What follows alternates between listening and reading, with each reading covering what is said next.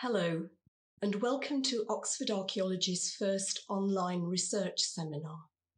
The subject is the extraordinary results that are coming from Oxford Archaeology's North's excavations for Highways England and Kier Highways in advance of improvements to the A585 near Windy Harbour just north of Blackpool. We have been finding late Mesolithic and Neolithic sequences, middens, temporary house structures, artefacts aplenty, and well-preserved organic remains. You're not able to visit the site yourself, but this seminar is an opportunity to allow you to see the archaeology for yourself while the work's still on the go, to hear the views of a distinguished panel of archaeologists, most of whom are seeing the results for the first time too, and to ask questions of the panel on Saturday the 27th of February and help to contribute to the research strategy as it evolves. We're delighted to be joined today by Chantal Connolly from Newcastle University, Vicky Cummings and Rick Peterson from UCLan, by Nikki Milner from York, Alison Sheridan from Edinburgh, and Alistair Whittle from Cardiff. And they will be chaired by the chairman of OA, Chris Gosden, who is joining us from Oxford. Both Vicky and Rick are quite well acquainted with the site, as we were fortunate to be able to host UCLan's training excavations over the summer, when other options had evaporated.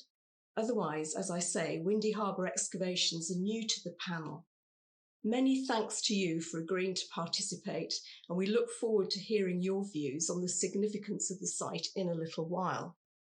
We'll begin, however, with a presentation by Project Manager Fraser Brown and his team about what has been emerging. Obviously, we'll be concentrating on the archaeology, but could I first just mention the hard work and dedication of the digging team, who have not only had to cope with the challenges of digging socially distanced from everyone else, with the constant cleaning and hygiene regimes, but also some appalling weather conditions. It has been extremely wet. No one said that digging on the Lancashire coast in the autumn and winter would be easy, but this winter has been exceptionally hard. First of all, I'll hand over to Helen Evans, who'll give us some background about where we are and what was known before we began these excavations. Hi. So I've got 15 minutes to give you an introduction to the Windy Harbour to Skiffle landscape. We're on the Fylde, which is a sticky outbit between Preston and Lancaster. Blackpool's on its Irish Sea coastline. And as you can see from the topographic map, the whole area is very low-lying. It's bisected by the River Wyre, which flows down from the Forest of Bowland and exits into the Irish Sea at Fleetwood. Here's John Speed's map of 1610. No seaside towns yet, but south of the Wyre, the east and west Fylde are shown delineated by the Lytham Skiffle Valley, which is the one that we're interested in. It's drained now and laid down to seasonally very floody pasture. Here you can see the general layout of the Fylde and the mosses and the route of the Lytham to Skiffle Valley. On the right, the inset map shows the route of the new road along the wetland edge. Next slide is the LiDAR with digital elevations from drone photogrammetry. The sites that Fraser will be talking about are marked on here, sites 1 and 2 to the north of the present Garstang Road, which is a straight line crossing the plot.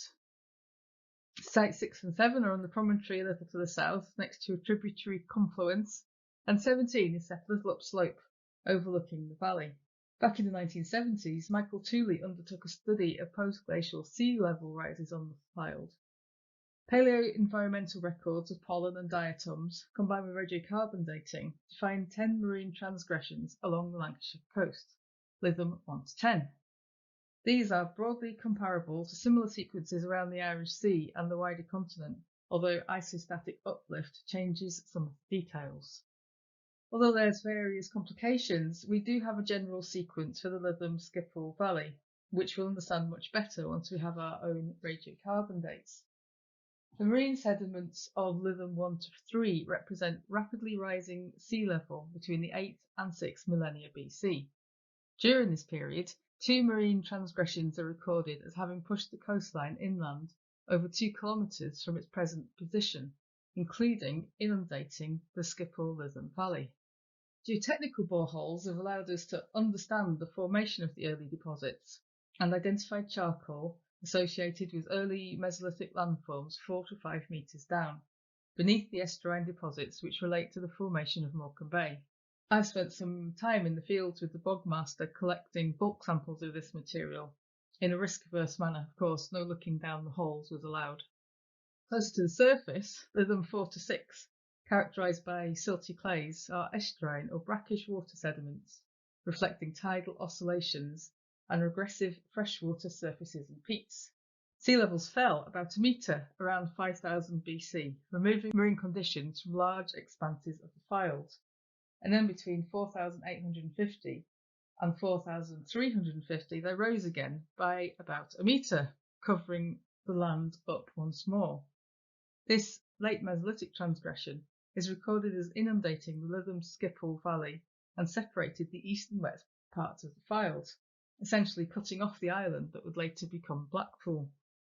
Sea levels fell around 4050 BC, removing marine conditions from an extensive area, then rapidly rose again between 4000 and 3800 around the time of the Mesolithic-Neolithic transition. Silty clays were deposited in the Lytham-Skippal Valley during this phase, which we have found across much of the site. The sedimentation of the valley prevented further marine transgression, and although several more incursions are recorded up to the early Bronze Age, there was little or no marine influence in the Skippal-Lytham Valley after the early Neolithic. The area was initially dominated by salt marsh creeks and salt pans, but as sea level fell, brackish water communities colonised it, replaced by freshwater reed swamps and ultimately peats. Known archaeological sites on the Fylde are few and far between. There's a very famous and much loved elk called Horace.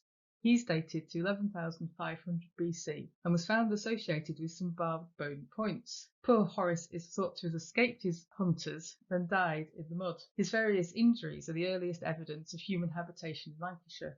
Into the Mesolithic, pollen studies have found microscopic charcoal here and there, some associated with transgressions, and there are limited flint scatters set on sandy islands above the peats and mosses.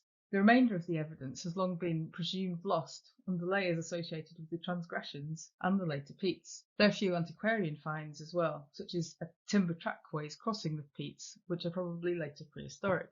But the archaeology background of the Fylde hasn't really given us much to go on, apart from the transgressions and some environmental data. There are regional comparators, however.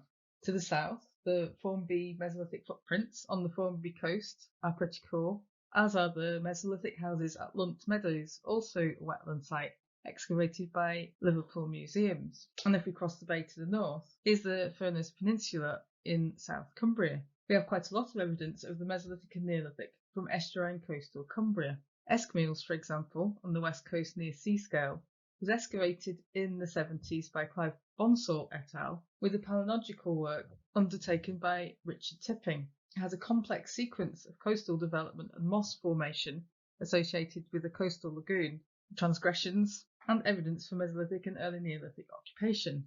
CNDR, or Stainton West, on the River Eden close to the Solway coast near Carlisle, was excavated by OA North in 2008 prior to a road bridge being constructed. The excavation revealed extensive Mesolithic occupation remains with multiple building footprints on a sandy island next to the river, sealed by alluvium probably derived from marine transgressions. Into the early Neolithic, a brackish backwater channel was used for the deposition of timberwork, including these elusive tridents and stone axes. That's only part of the story though. The site is close to full publication. In the meantime, you can read about CNDR and recent work about Cumbria and other parts of the north in Gill's edited volume. Back to Furness. The same transgressions and associated pollen signatures have been identified by a multidisciplinary environmental study by Craig Apley. Like the Lytham-Skippal Valley would have defined the island now occupied by Blackpool, Sarah Beck, a former tidal creek which is now drained pasture, would have cut off the island of Barrow in Furness. There's lots of finds of Cumbrian stone axes across lowland Furness, mainly found during 19th century drainage. And field walking has illustrated quite a bit of late Mesolithic and early Neolithic activity, clustering along the edges of former coastlines, river terraces, and at confluences. all focused on low ridges between 10 and 30 metres above sea level, overlooking Sarah Beck and the Walney Channel, and all along the Morecambe Bay coast. Here's a LiDAR image of some of the scatters clustered around Sarah Beck.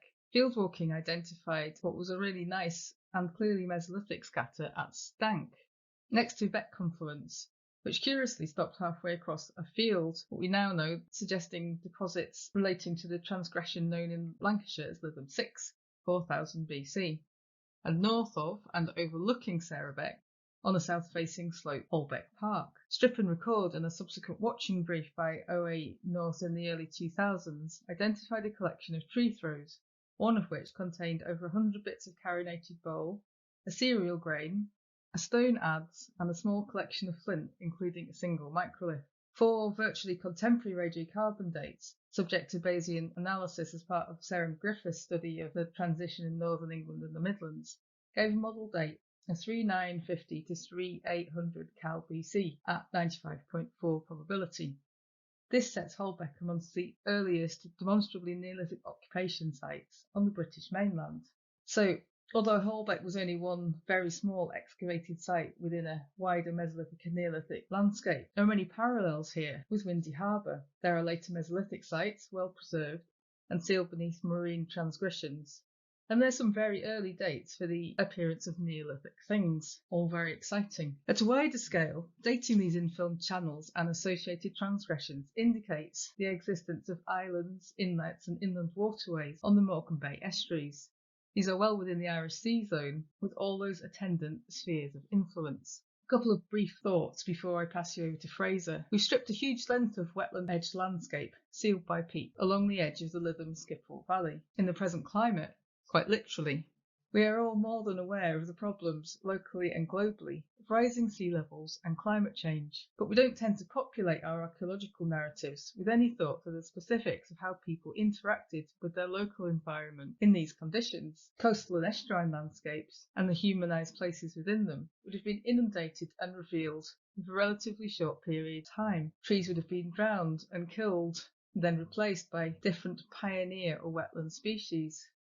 And all of this would have been remembered within generational timescales. Tales would have been told around hearths on the wetland edge. Windy Harbour is going to provide us with the means to think seriously about populating our UK narratives with coastal communities confronting marine transgressions and climate change.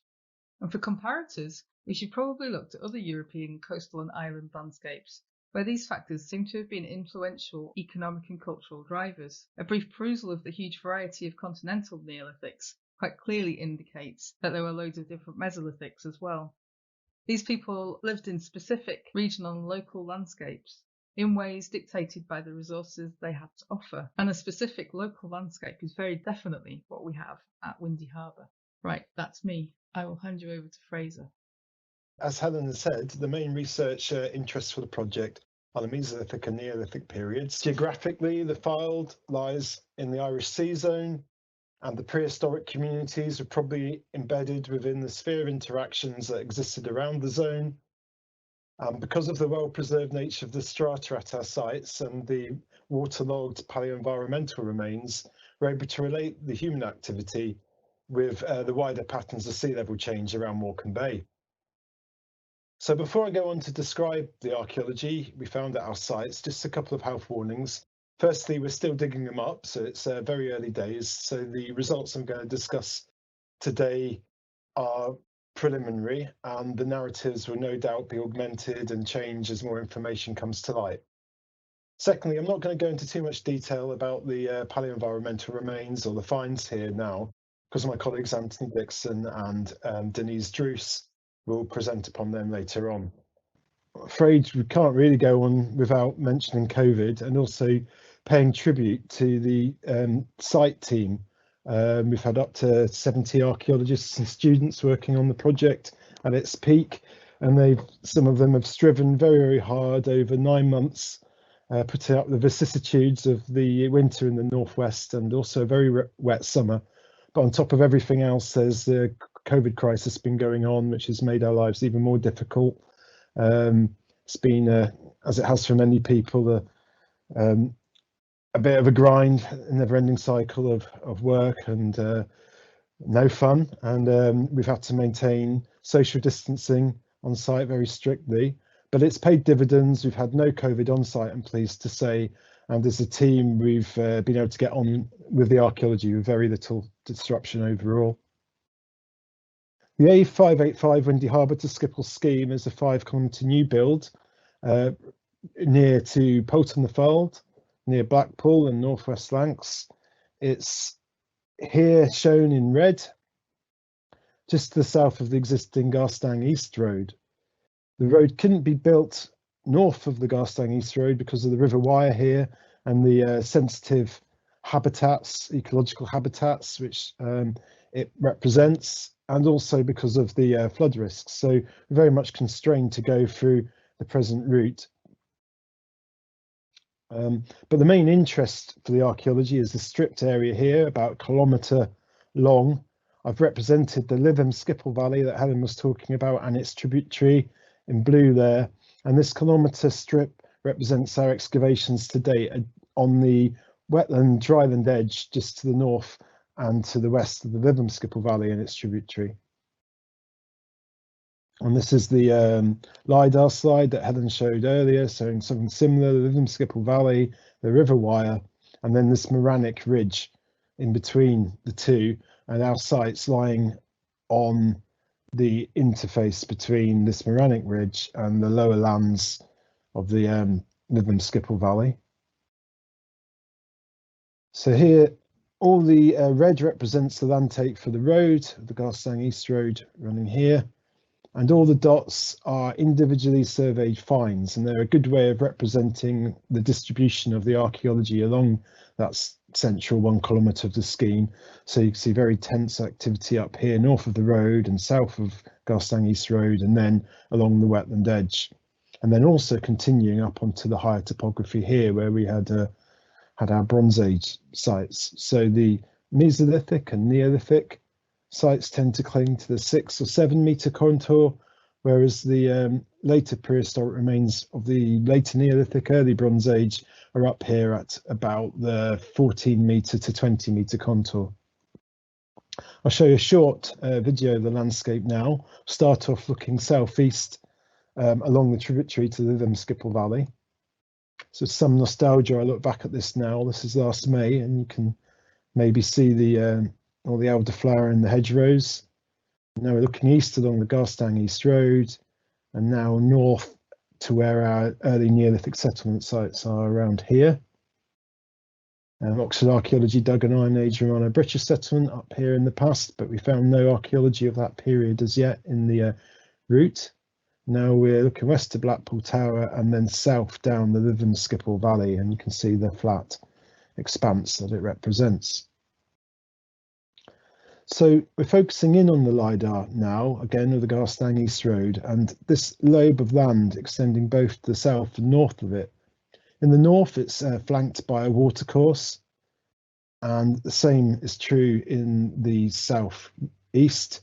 So it effectively forms a big promontory and a discrete landscape unit in itself. And we have 2 other smaller promontories extending off from that, adjacent to the Paleochannel here and here, and that's our main foci. Those are our main foci for the Neolithic activity.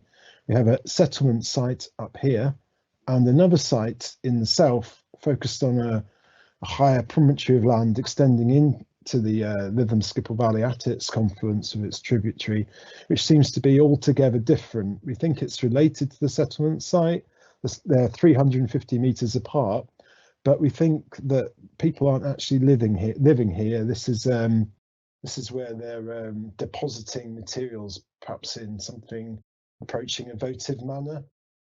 So we think these materials were originally used at the settlement and produced at the settlement, perhaps, but they ended their lives here, deposited into the wetlands. So not only are we very fortunate in having rare evidence for latest Mesolithic and earlier Neolithic activity, we have a whole landscape here, and we get to see the blank areas in between and how our sites might actually be articulated in the practice of prehistoric people. The furthest east our earliest Neolithic activity extends is here where we have another site again where there seems to be deposition of a votive nature just on the point where another paleochannel comes down and floods and flows into the tributary. So it's just on the banks of these two watercourses. So I'm going to start off going north of Garstang East Road to talk about our settlement site, because of the very sensitive nature of the strata, because of it could be susceptible to degradation. We've put a tent over it to enable us to control the conditions in the excavation. And I'll start another little video with the drone to give you a sense of the landscape. So that's the settlement area, the tent. And then we have another excavation extending out to the west there into the Lytham-Skipple Valley, where we found evidence for the deposition of axe flakes, but also archaeology of earlier periods, and another extension into the wetlands just down here.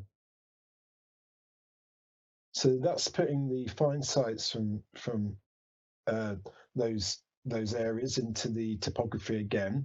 So we have the Paleochannel coming just in to the north of where the settlement is, draining into the wetlands of the Lytham-Skipple Valley. We have our extension out into the wetlands there, which again coincides with the line of a stream course. And there's another stream course just here to the south of our settlement remains, and together these two streams define another small promontory of higher ground. I'm going to start off by talking about our earliest archaeology, which we're presently excavating out into the wetlands of the Lytham-Skipple Valley. These cores here we took during the evaluation. At the bottom of them, at 3 meters, you can see these pinky salmony deposits, which are the glacial till, with some fluvio-glacial sands above them, the grey, and you can see that in the test pit next door. So that's the tills and the fluvio-glacial sands. And then here you see we've got an area in red we've highlighted, which corresponds to a band of organic clay sediment. And this dark band here, which is extremely charcoal rich, this strata is directly below another meter of peat. And in our cores, we dated the upper meter of peat as starting to accumulate approximately 6,000 years ago, 4,000 BC. But dates we've had not from exactly here, but in other parts of the landscape suggest that this charcoal band and the lower organic deposit, in actual fact, date to much earlier in the Holocene. The preliminary dates we had in 2 locations suggest that we're talking about maybe 8,700 to 8,200 Cal BC.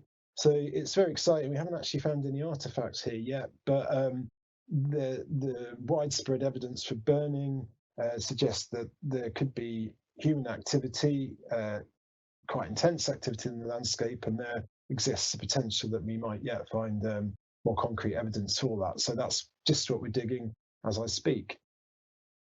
Now, focusing back in further to the north, to the area of our Neolithic settlement in the tent, you can see the various zones of activity represented by the fine distribution. So very intense activity up here next to the Paleochannel, an area of slightly higher ground, and that's clearly where most of our pottery, coronated boleware pottery, concentrates. I'll just show the next slide and we can zoom into that a bit. So that's again the settlement area within the tent. Now these 2 areas haven't actually been excavated yet. We need to take the tent down and then we can fill in the gaps there. So we're very much looking forward to doing that in the next couple of weeks. And then you can see also activity extending down here where we had another spring and an area of cobbles, like a cairn perhaps.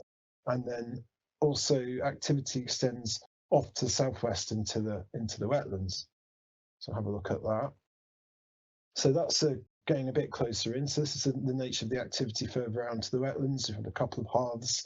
This is about 3.5 meters in diameter, a post hole setting around a stone setting. There's a ring of stones around a very, very small 1 meter diameter cairn.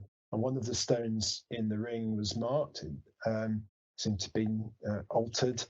And we're not quite sure whether this, because we haven't got any dates yet, whether this represents Neolithic activity associated with a main settlement, or whether it's earlier and there's a small Mesolithic camp. And then in and around the spring, we've got, as I said, the cairn, which I'll show a photograph of in a minute, and below that, postal structures, and then a distribution of finds. So it seems to be activity related to the spring, and that's another great thing about this site. It's not just the structural footprint. We seem to have various other zones in the immediate landscape which people are also using as part of their domestic routines.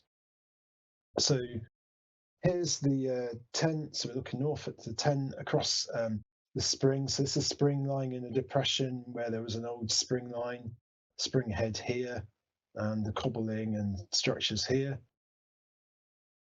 And you can see that more clearly in this image, so that the spring head gets very wet when the weather's wet, and a low cairn of stones, which seems, if anything, not to be the focus of activity, but perhaps closing activity off. We've seen this in repeated locations around the site where deposits of stone seem to actually end things. And sealed underneath the cobbles, were all the post holes forming various structures. We don't think they're domestic. It's just the nature of the ground. It's wet and boggy, and it's not a flat level site at all. We don't think it's really domestic activity. It's somehow related to the spring head. And the spring itself seems to be the focus for acts of structured deposition. We had the Langdale axe here, which has been burnt and broken, like all the axes we've recovered from the site, deposited near to the spring. It's been flaked to remove much of the polish.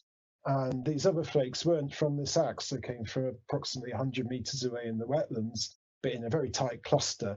And it seems that people they're all polished, these ones. So it seems that people are kind of, the site team have talked about defleshing the axes or skinning the axes, and then taking those polished pieces, collecting them up, and then jettisoning them out into the wetlands. So we seem to have a kind of a complex suite of behaviours around the treatment of axes and kind of transforming them or decommissioning them.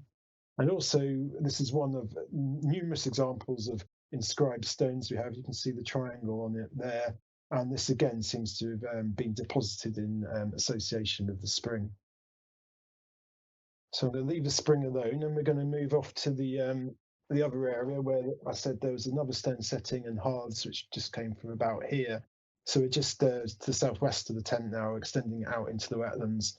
And you can see the sequence of peats accumulating. As I say, we think we dated the accumulation of this peat to maybe about 6,000 years ago. And you can see this band, hopefully, of clean sand underneath it, which seems to represent a storm surge or some rapidly deposited fluvial event.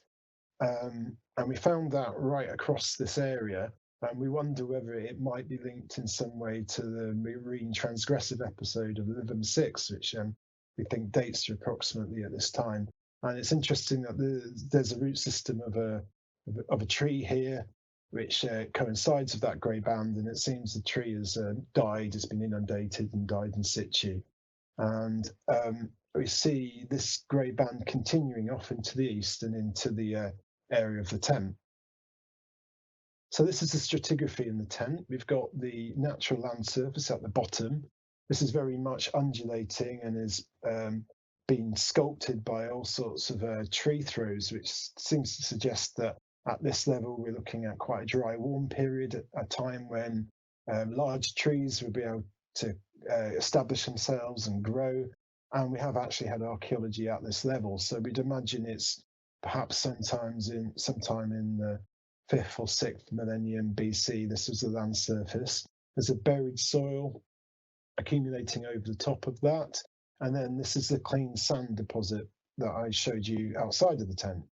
Interestingly, there's a whole load of roots within this sand deposit. They don't continue above it. So they seem to have come from a stabilization horizon, which formed on top of the sand. And these belong to ranunculus. So they're reed swamp developing on top of the stable horizon, on top of the sand. And then there's another sandy layer on top of the clean sands, which is very charcoal rich. It's an extensive deposit within the tent, and it seems to again represent high energy possibly erosive event, which maybe has removed peats or such like where the reed swamp was developing, and seems to have included an awful lot of burnt material within it, which suggests that it's eroded earlier evidence of human activity and included it within its matrix. Now, above the dark sand, we have a horizon here, more sand and sediments, and this is where our earliest Neolithic activity comes in. So this is middens and settlement features, evidence for people actually living here.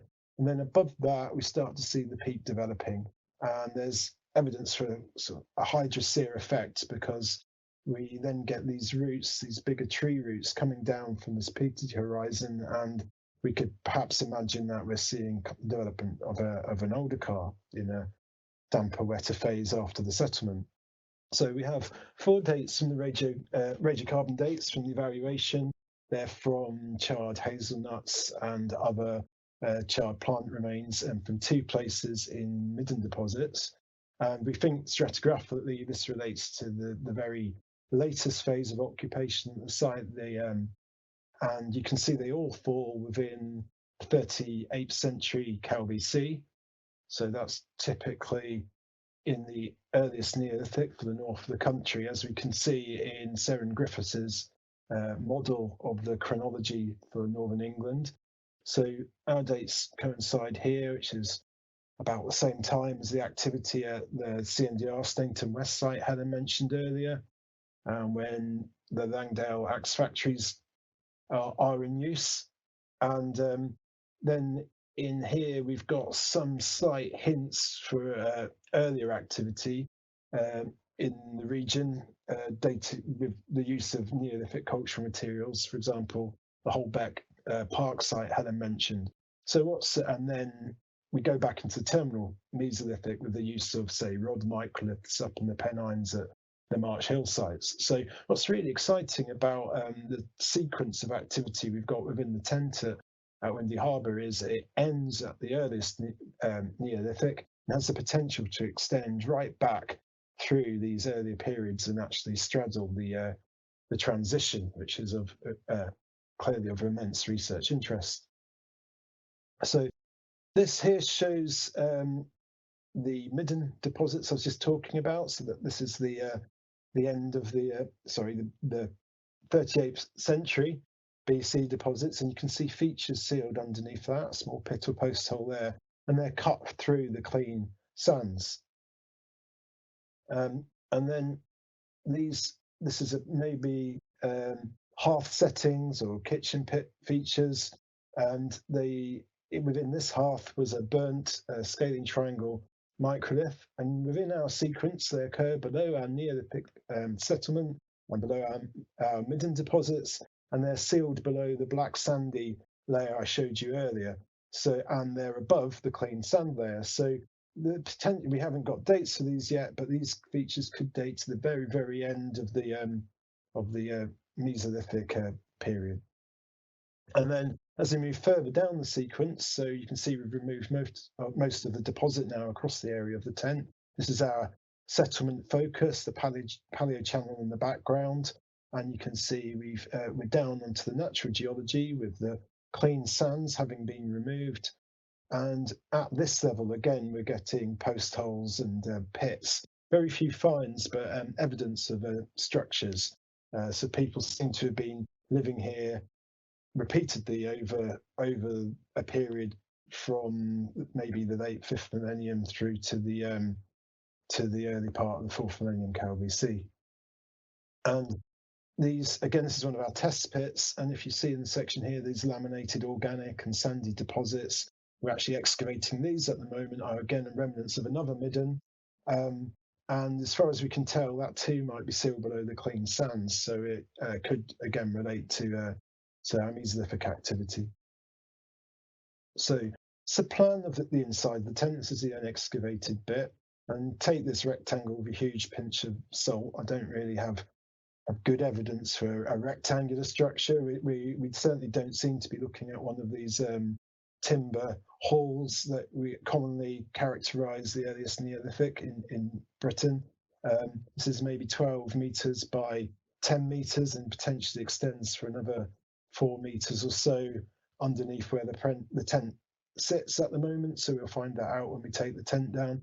But this seems to be the focus for our earliest Neolithic settlement activity, distributions of post holes, pits, stones which have no right being there, slots for the charcoal. There's another one up here we're just excavating, hearths on the edge, and then scatters of pottery which largely avoid the area, and they're associated with charcoal and midden deposits, but seemingly sort of flank it and show where people are actually living. So here's the extensive midden deposits here just to the north on the edge of the Paleochannel. And just some photos of the activity. So this is a hearth setting again, which seems to have been closed off by a deposit of stones at the end of its use. This is dates to the latest phase of settlement. A tree throw, which actually stratigraphically below that hearth, and the scatter of finds associated with it. And the tree throw has been cut numerous times by intercutting pits for the charcoal and stone. And this is the midden to the north of the settlement focus I've been talking about. It's very extensive. It seals there. You can see the clean sands. The edge of the Paleochannel over here. It's maybe about 100 square metres of midden deposit we've excavated now. And it comprises interleaving organic deposits and charcoal deposits, discrete dumps of material, but very few finds except at the very top of the sequence. And at its deepest, we may be looking at accumulations of dump material up to about 0.5 metre deep. And there's an indicative section, so you can see the deposits, alternating deposits of sands and organic materials.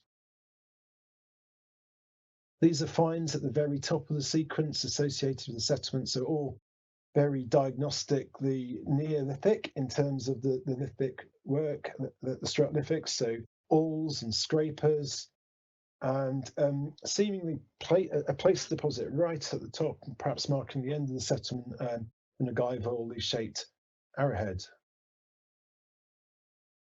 So you can clearly tell that many of the deposits have very good organic preservation, good waterlogging, and this is some of the samples we processed during the evaluation. This is what they look like when we take them out, but when we sieve them, they separate out into this coarse class material and then this more organic material. And there's this excellent organic preservation in there. So this is an elm leaf, hazelnuts, twigs, charred hazelnuts and acorns, carinated bulb pottery, and actually this material is all in association with each other, and there's actually a microlith there as well. I won't talk too much more about this. As I say, I'll leave Denise to explain this. So that's our exciting settlement site to the north of Garstang Road, and now if you move to the south and look at the other linked sites there along the wetland edge, particularly the votive site, I would argue, on the promontory.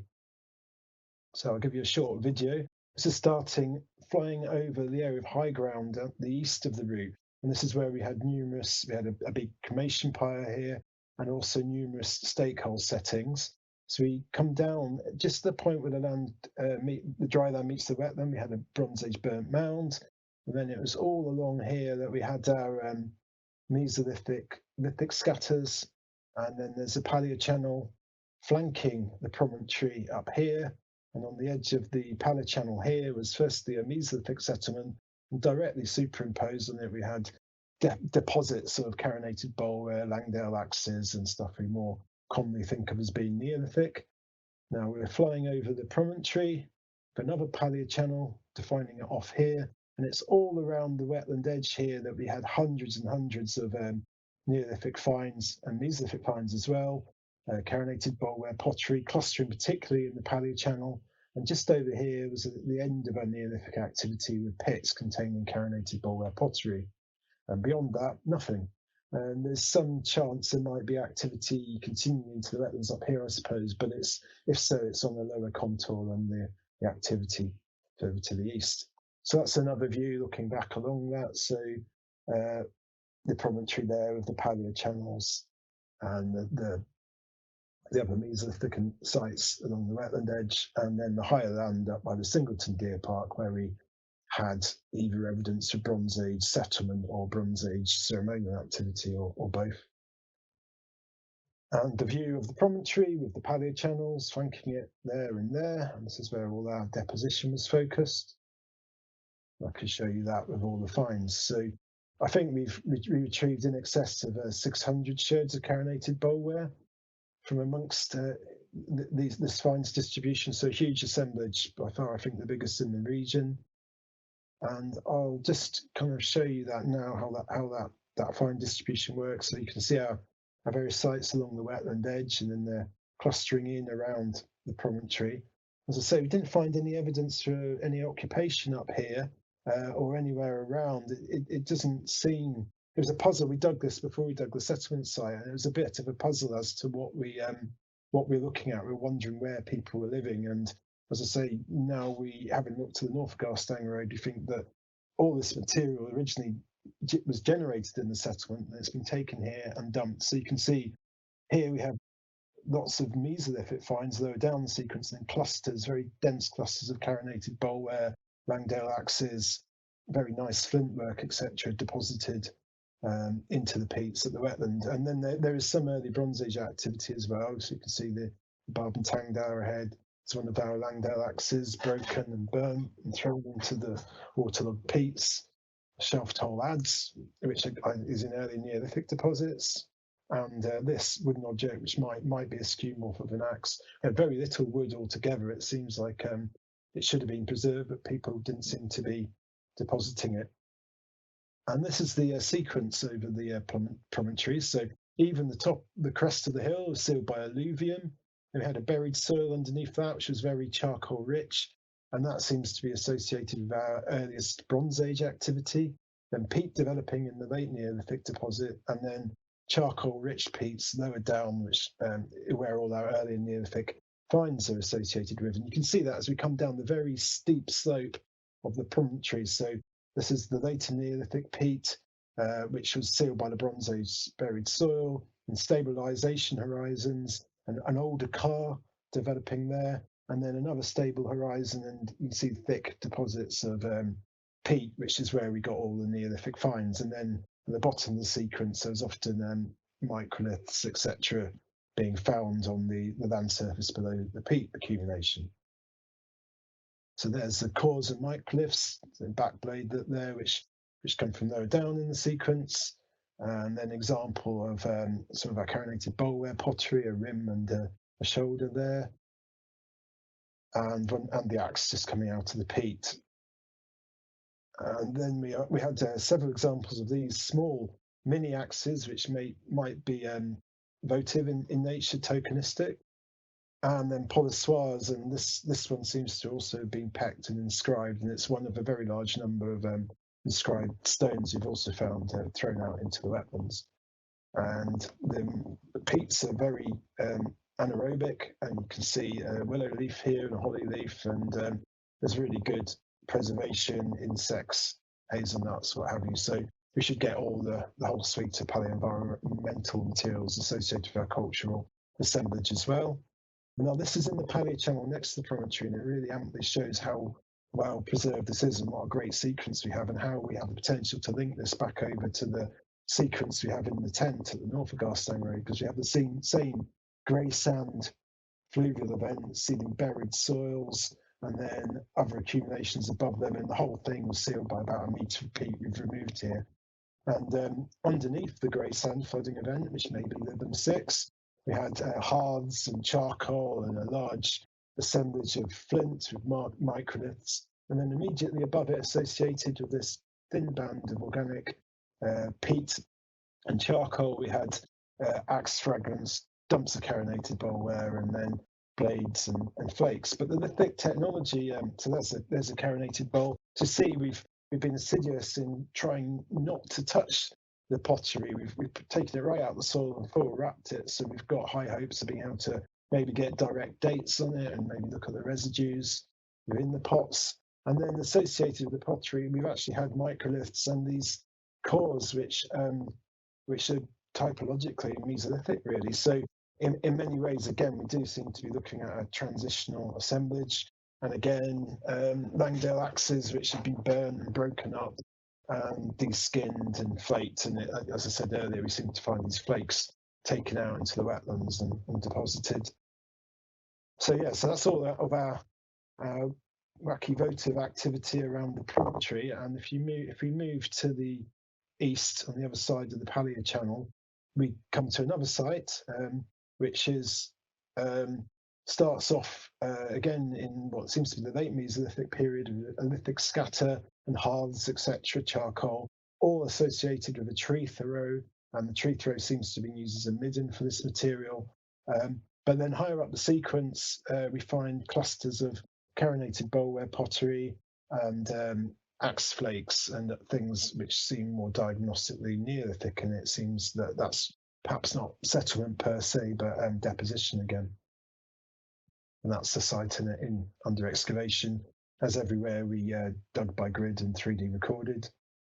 And then other sites of Mesolithic date continuing down the wetland edge.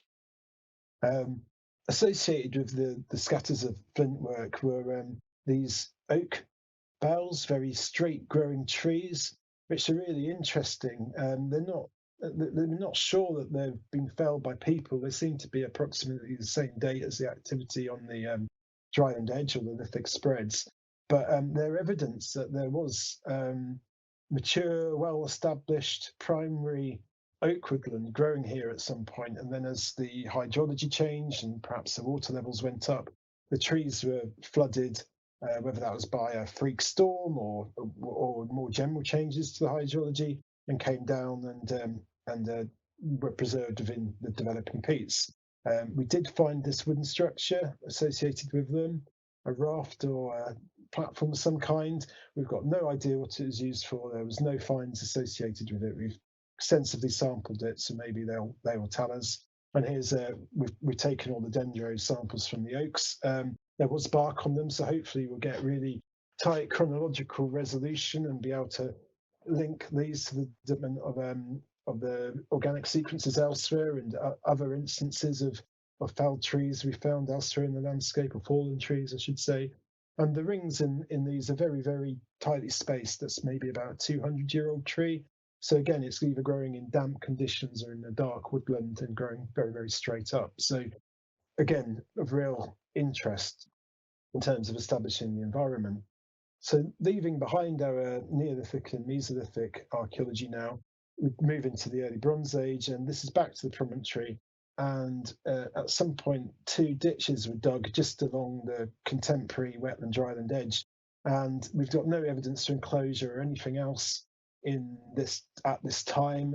There is some burnt pits, sort of burnt mound type pits associated with the ditches, and no evidence for settlement on the promontory. So our best guess is it's the natural features being kind of commemorated or monumentalized by the excavation of the ditches. And then as we move east along the landscape, we had one burnt mound, quite a large burnt mound, 15 meters in diameter, around a large central tank, which is timber lined. You can see all the planks here. And the burnt mound seemed to be placed to mark a kind of transition, a change from that wetland environment to the drier slopes of the valley. And on the top of the valley, we had the linear distribution. This is maybe about 200 meters of post settings, numerous post settings. I mean, this one could very well be a Bronze Age roundhouse. It looks very similar, but others are less like houses and seem more perhaps ceremonial in function. And several of them were associated with pits with cremated material in them. And then slight remove from all the other post settings, overlooking the valley. I should say all these settings or houses or whatever they are seem to be orientated towards the valley as if to be seen from it. They often had larger posts or post pits at their southern sides, the side facing the valley. And then removed from all of them, we have this feature, which we think is possibly, it's either a beaker cremation burial or perhaps more likely a beaker pyre. And I can show you a short video of that. So it started off as a rectangular cobbled setting around a 3 metre by 2 metre central pedestal. Then just deposited here was a best part of a beaker vessel and an archer's wrist guard. We've hinted that it might be AOC beaker here, so early in the period, although we're not entirely sure. It could be incised and may potentially be later. Although the wristband with it was also tapered, so it could also potentially be early. And you can see the cremated human bone, which was scattered all over the feature, as were deposits of charcoal. And there's the archer's wrist guard made of Langdale tuff. So a really lovely find. So hopefully that's me with my run through of the site. So I'll leave off there, and thank you very much. Hello everyone, my name's Fraser Brown. I'm the project manager at Oxford Archaeology's A585 Windy Harbour project. I shall be your tour guide for today. We're in our site cabin at the moment. I'd like to introduce Becky Regal, who's been one of the lead archaeologists on the site, dealing with all the logistics, plant interface, etc. And this has been our world for the last 9 months. I'll now give you a bit of a tour of the excavations.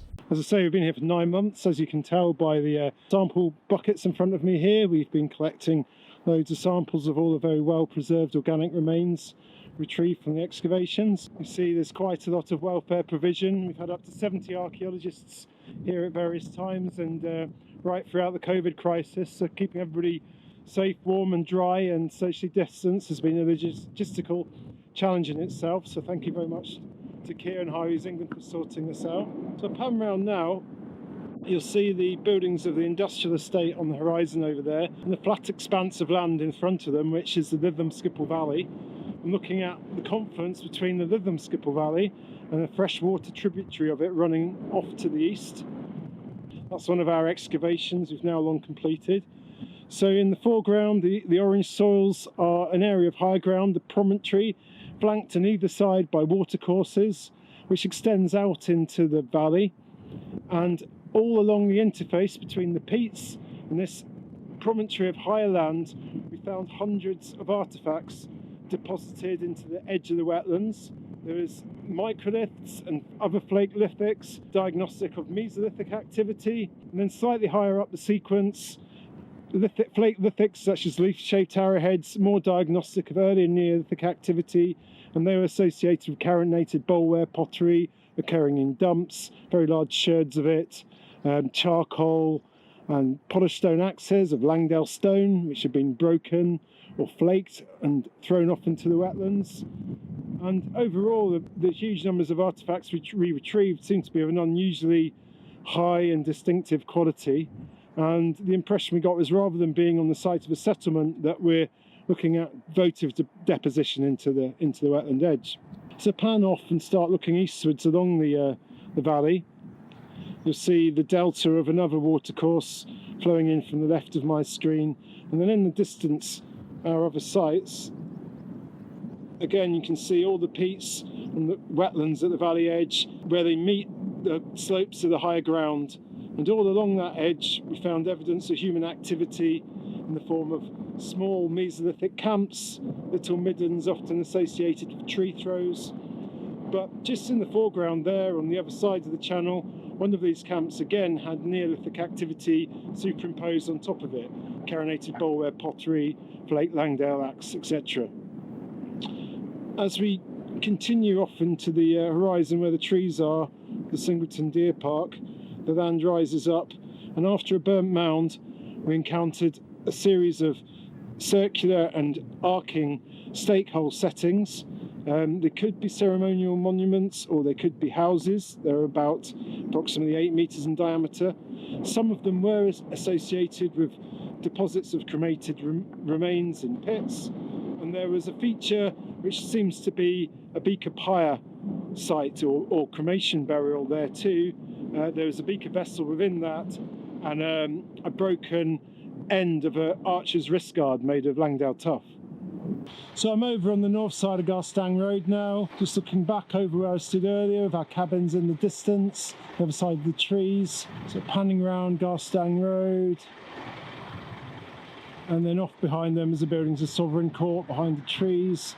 And then now I'm going to pan round into the Lytham-Skipple Valley itself. Again, all the big broad flat land. You see our excavations there, just extending out into the wetlands from another low promontory, and then our tent in the background, which is positioned over our main settlement area. And I'll walk over there now and give you a bit of a look and see what's inside it. So I'm now looking at our excavations extending out into the Lytham-Skipple Valley and panning back over the rest of the site.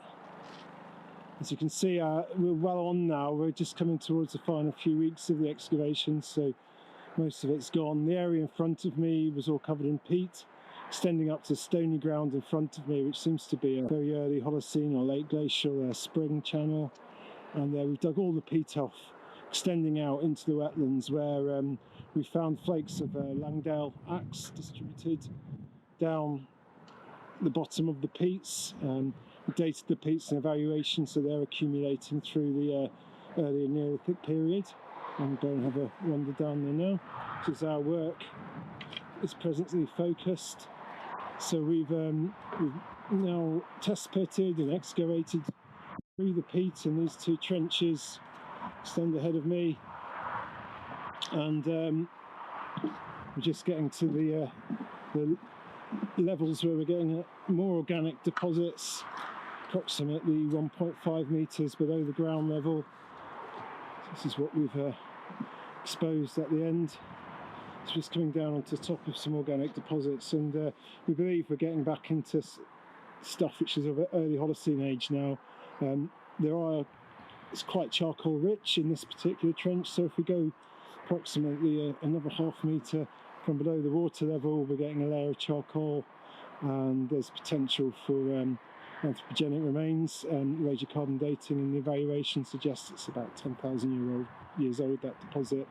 But yeah, no actual artefacts here yet, so this is recently exposed and where we're focusing. And this is the other trench where our efforts have been largely spent over the last week or so.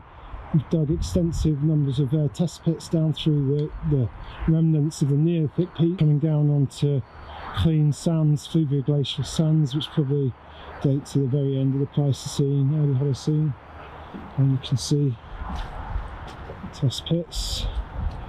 Again, it's from here that we retrieved quite a lot of Langdale axe flakes from the bottom of the peat, so it looks like people are actually taking the flakes they'd knocked off Langdale axes and throwing them out here. So the next stage, in the next couple of weeks, will be to machine this down again and start looking at the lower levels. Start facing to the north. I'm stood on top of an area of high ground. You can see the waterline in front of me. That's a spring head there. And we've dug all of this area now, removed all the archaeology, but there's post-hole structures on top at the head of the spring, and they're subsequently sealed by a cairn of stones, which you'll see in the presentations we'll show later on. So this is the start of our prehistoric settlement remain. So I'm just stood outside the tent now, and if I just pan round to the area in front of me, again we've dug out to the southwest of the tent, extending into the wetlands and down onto the original land surface on top of the tills. The very back where the yellow barrier is and the pump, there's a paleo channel running in from the right of the image, which is eastwards, and we found hearths, stone settings, a few post holes, spreads of charcoal and some artefacts here, which seems to show that the settlement activity, which is largely concentrated under the tent, extended out into the wetlands. And then as we progress southwestwards into the wetlands, off the left-hand side of my shot now, it begins to taper out. And so this is the extent of human activity. So here's our excavations inside the tent. Just reaching the end of it now, approximately 7 days of excavation left. So we've moved most of the archaeology from here now. I'll give you a quick walk around and show you the remaining bits of sediment. Just in front of me we have a tree throw, believed to be a Neolithic date. There's a number of intercutting features within it, and it's very charcoal rich.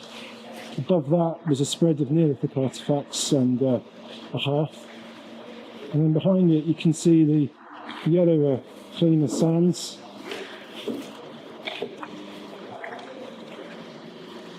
Which we've removed over most of the site now, but the guys are just removing the last of it.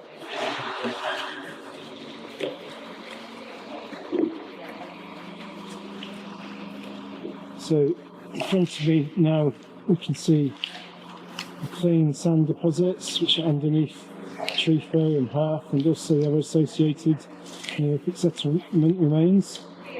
And then below the clean sands, buried soil, and at the moment there's intercalated layers of midden deposit there, organic rich, with charcoal, and there are not many finds. Trying to establish exactly the relationship between them and the clean sands at the moment, but there's a chance they're actually sealed by the sands, in which case that would make them a Mesolithic in date. I believe the sands are probably linked to a fluvial event, possibly linked to within 6 marine inundation. And just see there, so take the sands off, the cluster of stones which don't appear to be natural to another stone setting or similar feature which would be Mesolithic in date. Just behind me, it's all now been removed, but we had hearths and kitchen pits associated with microliths on top of the clean sands. So behind me we've excavated a number of tree throws, very large, seem to be anthropogenic in nature, representing clearance episodes at the bottom of the sequence. Much before the Neolithic activity.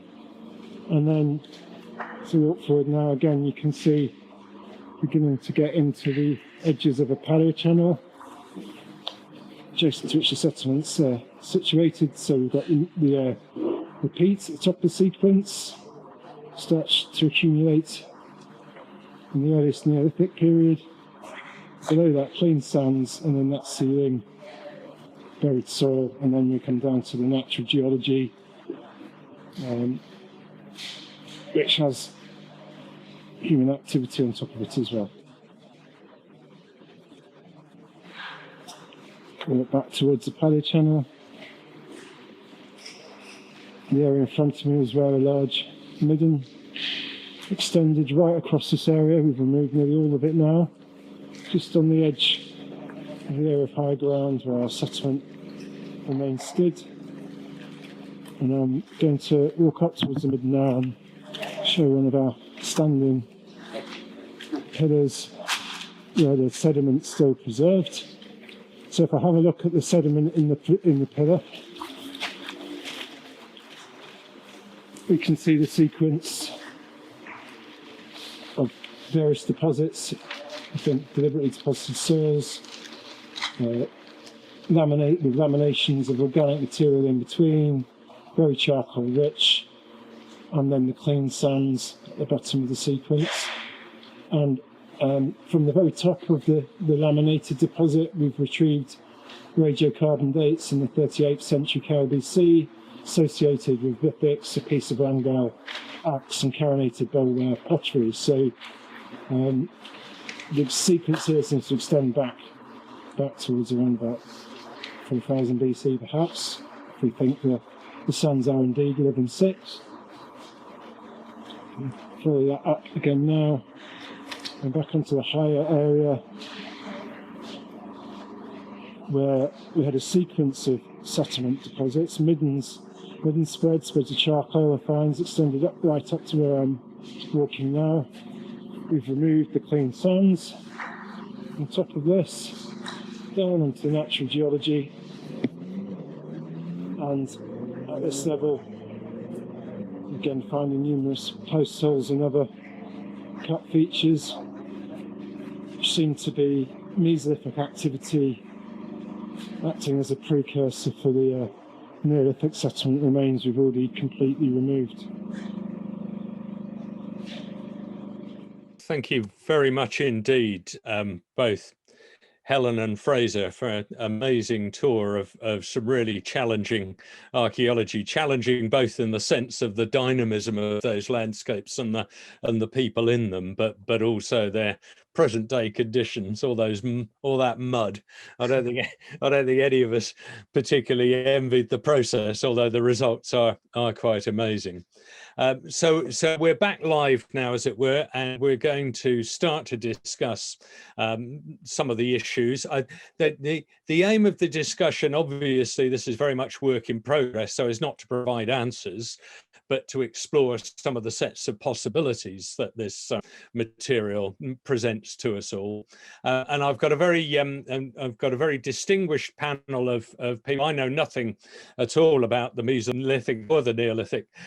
My qualification, such as it is I'm chairman of the trustees of Oxford Archaeology, but everybody else does know what they're talking about, so that's good.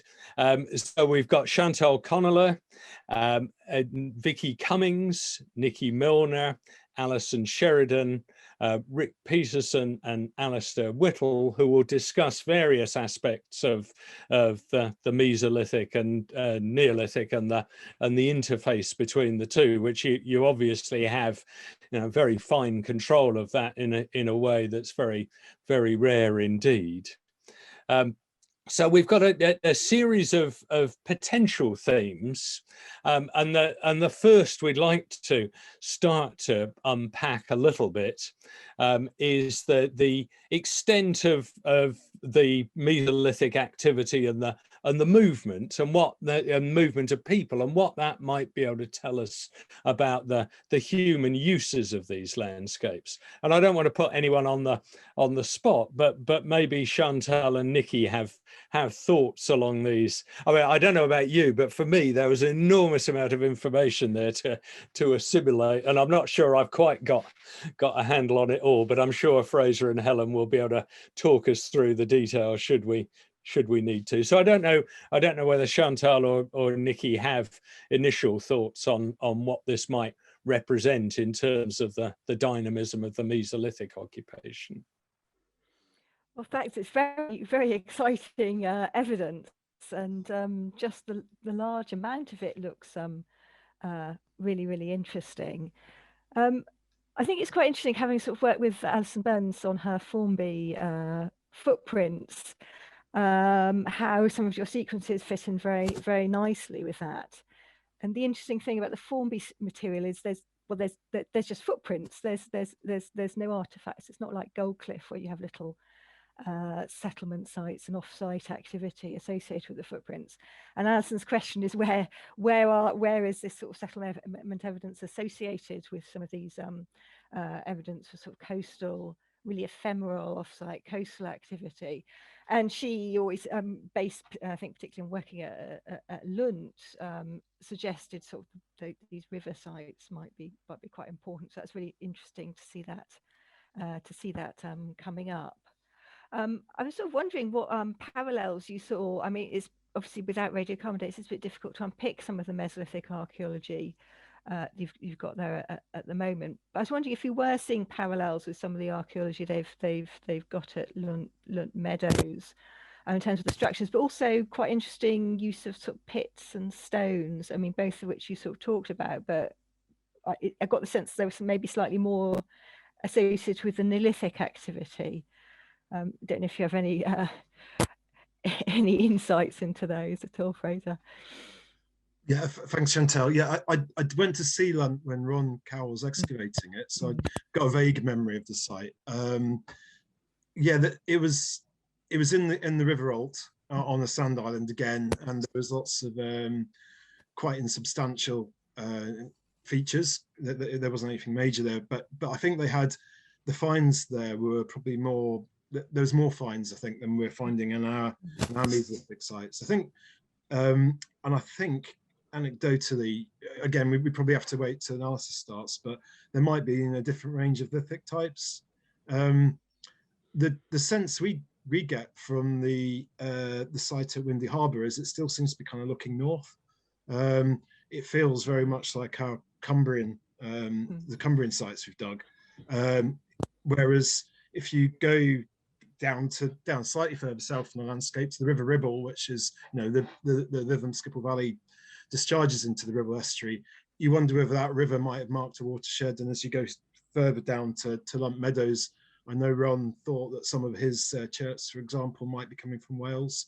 So there's a kind of a it seems to be looking towards the Nines on one hand, but maybe further off towards North Wales on the other. So I think the other thing is that for us, it's kept reinforcing that these Mesolithic sites are very small scale and compared to the CNDR. I mean, we've been working on the CNDR for the last 10 years, and it's really making us realize that perhaps we sat on the fence a little bit too much in discussing the CNDR and in terms of thinking about its scale. And I think if what we're digging at Windy Harbour is kind of the normality for the late Mesolithic, then CNDR just sort of stands out there as perhaps a much larger aggregation site or what have you.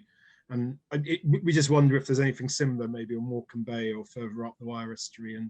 But yeah. Nikki, I don't know if you had any thoughts. Well, just, I mean, yeah, there's so much to take in, and it's just such an incredible site. And I mean, I think what's always good is when you are excavating a large area like that, you just get so much better idea of how things are distributed, and the relationship with the wetland is really interesting. And but I mean, what's so exciting about this is the possibility of understanding the transition better with these, the layers of the Mesolithic and then the carinated bowls above them and so on. I mean, I think that's going to be absolutely fantastic when we get some more results around that, so that we can really unpick that a bit more. And I'm sure Alison's got plenty to say on that as well. But yeah, there's all sorts. I've probably got about 1 million questions that I could ask you about it all. That little timber platform thing was quite interesting. Obviously, Chantal probably think the same, but Chantal and I have got a little thing for timber platforms, having found some at Starcar. And but can you tell us any more about that? And just I couldn't quite get a sense of how big it was. Yeah, it's approximately 3 meters by 2 meters, so it's not huge. I was kind of always expecting to find wooden platforms. I mean, from the Neolithic phase at Stainton West, where again we had all the deposition associated with the wooden platform, I was surprised not to find a lot more, for example, off the edge of that promontory. So we kept looking for them, and we couldn't find them anywhere. And it's almost, and the preservation is incredible. So if there had been wooden artifacts, they should have survived. And I should say the faunal remains probably didn't, because it's too acidic. But we didn't find wood. We found trees, but nowhere did we find stake lines or wattle panels or all the things we normally get at these kind of sites. So that seemed to be quite significant in itself, that people were choosing not to deposit wood, not to use wood, not to alter trees, not to turn them into planks or what have you. And it was only that little platform that we found, and we're all very excited about it. We thought we'd lift it and find something incredible underneath, and unfortunately we didn't. So it's a mystery at the moment. We've as elsewhere, we've taken a lot of residue samples in the hope that maybe soil science or something might hint at if there was anything organic, which wasn't there to be found anymore. Thanks. And without putting you on the spot, Nikki, and Tracy, what are your thoughts on wooden platforms and so on? Well, we had, Chantal, feel free to come in on this as well, but we found, 3 large timber platforms at Starcar, but and what's striking is, again, there was very little stuff around them. I mean, there was a cache of flint, and there was 1 or 2 bits and pieces now and then, but nothing gave away how they might have been used or why they've been constructed. Our ones had, some of them had been constructed with sort of more like planks or split timbers rather than whole timbers, but a combination of both. And one of them was kind of layered up in 3 different kinds of layers. So yeah, and again on the edge of the lake, maybe stabilizing lake muds, but all sorts of different possibilities of how they might have been used. I don't know if you want to add something, Chantal. No, not massively. I mean, just they had been deliberately kept clean. They were used on the dryland side of them and on the wetland side, but they had been totally cleared of any form of material. So mysterious. Yeah. The Mesolithic is very mysterious, Chris. Yes, becoming slightly less so thanks to Fraser and the team, but not no, it is. Yeah.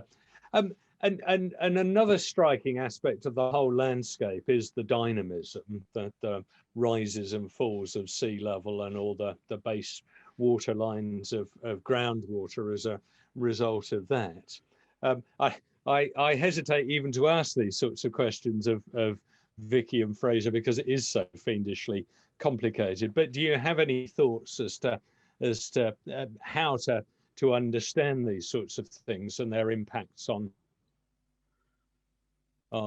what people were up to through the 5th and 4th millennia? Don't know, Vicky, if you've got any thoughts.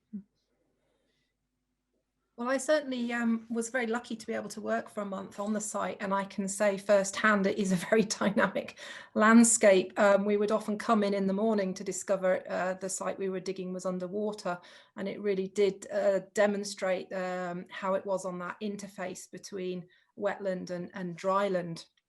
I think it's probably better for Fraser to answer that question, because I think he's got a better grip in terms of the actual sequence at the site. If you don't mind, Fraser.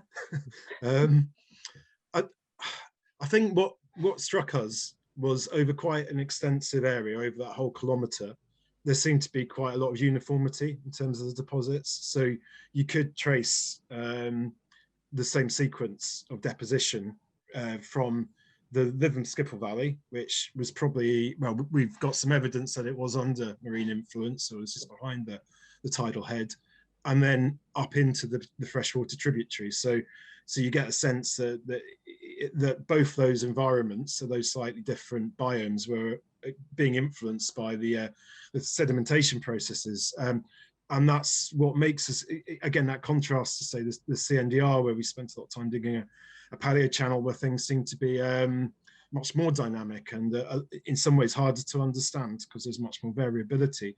So I think what we think is that because there is this kind of uniformity in the deposition, it probably is related in some way to the sea level changes. So Mike Tooley's studies in the 70s and 80s have given us a handle of that and shown how, as Helen explained, that they seem to be happening all across the Irish Sea.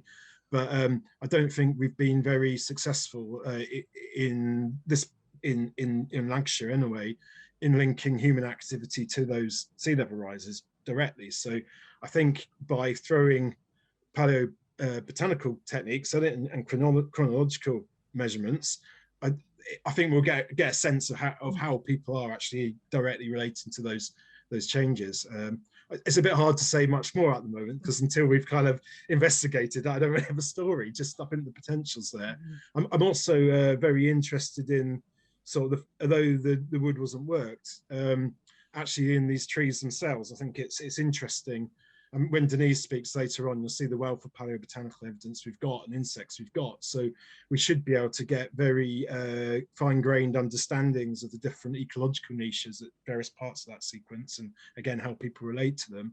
And yeah, I think it's interesting that you can see from the range of flora there, particularly these big oak trees, which must have been growing there for several hundred years in very ancient established woodland, that they were being flooded and then falling over, shows there is quite profound changes happening to the the landscapes people were living in. And it's what Helen said at the beginning, really, that those are probably interesting narratives to people today, and yeah, and it'd be interesting to see how that happens in this part of the country. I mean, as Helen said, we know almost Oxford Archaeology, when we were at Lancaster University, did a baseline study of North Lancashire, or the wetlands for historic England, but since then almost nothing else has happened. So before we did this excavation, there was one microlith known from the Fylde, and there was one sherd of pottery. So it's all quite new. There were Langdale axes out in the wetlands, but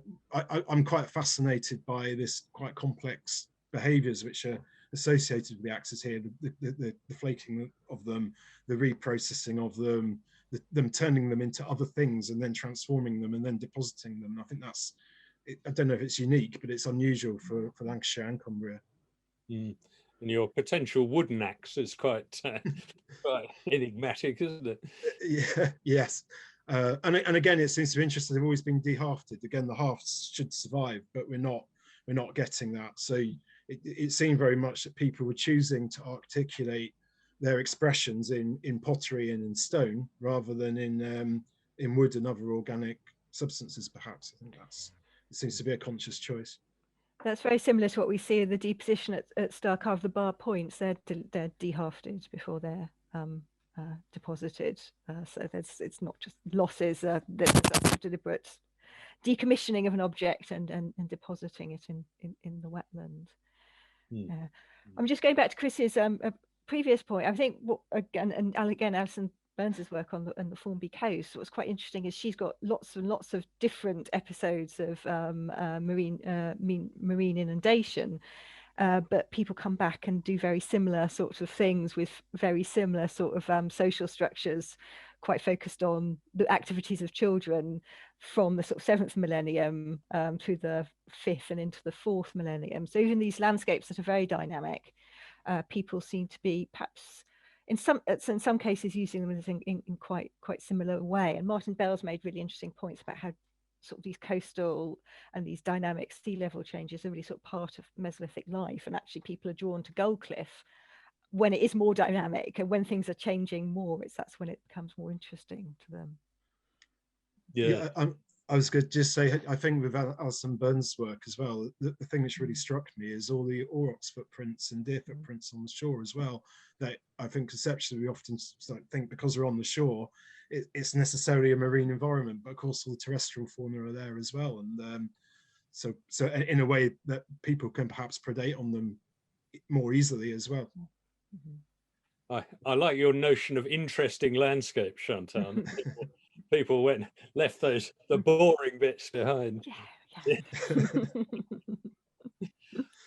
One of the obviously striking elements of this is the fine-grained nature of the link between the Mesolithic and the Neolithic, and you know, very rare do you get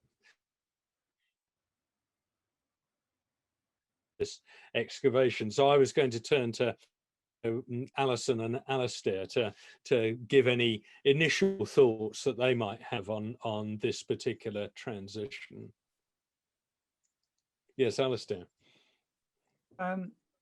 Well, I mean, first of all, I'd like to say, wow, like everyone else, this is amazing. I had been privileged by being sent a few slides by Fraser and by Gill, so I had some wind of what was coming from Windy Harbour. But you know, this has been an amazing session, and clearly this is going to be a key site. Makes one feel very humble at the scale of it and the novelty of it. It's very, very exciting. Obviously difficult, and I would be completely wrong to sort of pronounce on anything when everything is still ongoing and much is still to be worked through. But there are, I mean, to sort of underline the potential importance of what you're doing,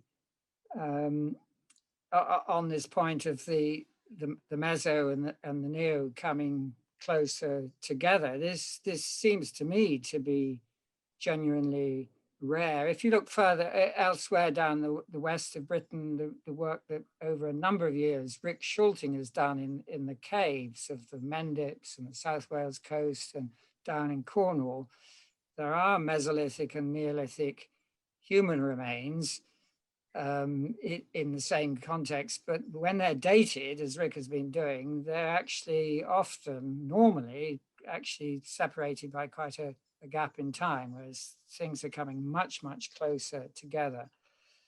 And obviously everyone knows that there's been a big change in the narrative for Neolithization, as our continental colleagues call it. That is a whole splurge of papers have sort of shifted the thrust of the narrative. It seems to be very much about large numbers of immigrants coming in from abroad. But here and elsewhere, perhaps I don't know the chronology of the Stainton site that Fraser was talking about, but here they seem to be coming closer together. So you've got this really exciting prospect of the big history of the onset of the Neolithic, perhaps driven largely by substantial numbers of immigrants, colonists, but playing out at a local scale and local knowledges which are not easily quantifiable from percentages of genetic signature. I mean, which is quite low, sort of typically in the papers, 2%, 6%, 8% sometimes, that sort of order of magnitude. But what that represents in terms of knowledge and ways of living and continuity or discontinuity across this transition, I think is going to be fascinating to see played out. And this is going to be a key sort of location. And final preliminary point is about the possible contribution this site is going to make to the establishing a really robust estimates for the beginning of the start of definable Neolithic activity. We can argue over how you want to define it, but there are ways into that, and the start's already been made by Sarah Griffith's thesis back in 2011 and their recent papers. And for my sins in retirement, I'm helping Alex Bayliss and Francis Healy do a 10-year upgrade of gathering time. And I mean, the good news, exciting news is that this is for England and Wales, not for Scotland. And we're not venturing into Ireland as we did in the original project. But the good news is has been loads of dating going on everywhere. So I think we can confidently say when we get to, at the moment, we're just sort of bugging a whole load of people who have been very patient and kind to us and pulling together a lot of new dating information. This is an outstanding site within that sort of context. Let's see what happens when Alex and Francis get modeling again and link it to what Saren's already done recently, including recently in the north. But I'm seeing, I mean, I'm trained by the others not to make eyeball pronouncements, but I'm seeing things going a bit earlier as Saren has already showed in formally modeled terms in the north, and we've got to think of that, but they're not going that early. They're going to sort of 39th century, 3900. I don't know what it's going to go much earlier than that. Maybe the outer limits of Holbeck but Stainton Quarry on the Furness Peninsula doesn't seem particularly earlier. And so the whole series of interesting new information right down the west of northwest England, loads of sites in Wales, especially outstanding new work in northwest Wales, loads of interesting work been going on down in the southwest in Somerset, Devon and Cornwall. And this is a just sort of floating a possibility. We have to wait and see what the formal results of further modelling are going to be. But I think we're going to see a shift, but not a shift earlier, but not super much earlier. And how that's going to play into both the big narratives for Neolithization and a whole series of local histories and differences between regions is going to be fascinating. So, but it's clear overall that this is going to be an absolute key site and central to all these ongoing and future discussions. Well done, terrific. Yeah, no, amazing. Alison. Yeah, here. Yeah, a fantastic site, a dragon slaying site, one might say, because it's going to help to fill this gap, and it throws up so many key questions. One thing I would love to find out, and which you will, because you'll be able to get a very fine-grained dating thing, is the length of this interval when you've got your inundation. How much later then is the carinator bowl horizon? Yeah. There doesn't seem to be unburnt bone or cereal, and is the unburnt bone thing just a function of the particular taphonomy? Yeah, the sediments are very acidic. We did get some bone, a very small amount of burnt bone, in association with the microliths, etc., in the Paleochannel. So that underneath the peat layer, the grey sands, it's a little bit there.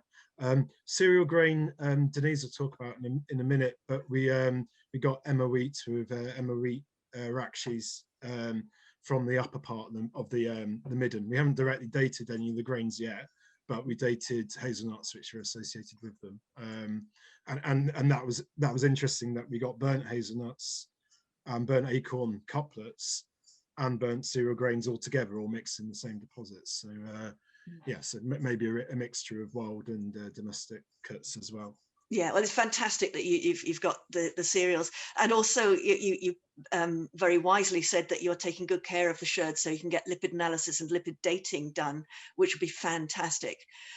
Because one of the other key questions is the nature of the early Neolithic habitation of this particular area. So are we looking at different people who've come in to use this area, presumably of high biodiversity and close to sources of fresh water, but for different reasons? So it would be good grazing area, presumably, and you could grow cereals in the area, arguably. Yeah. Yes, I mean, I think one which maybe didn't come across in the presentation is we did dig back from the wetlands as well. So we opened up quite a lot of areas in higher topography. In the past, it was clearly used for cultivation. There was post-medieval cultivation furrows, so at least in relatively modern times, you could grow crops there. It's used as pasture now, but we found absolutely no evidence of people up there, early prehistoric people up there. We weren't finding artifacts, we weren't finding tree throws or pits away from the water's edge. It seemed to be very much concentrated on the wetland environments. It seems to be that was where people were drawn to be. And we specifically looked at opening areas adjacent to where we did find activity along the wetland edge, sort of perched terraces, south-facing terraces above them, the sorts of places where you'd hope to find one of these timber houses. We targeted them, but we didn't find them. Yes. Okay.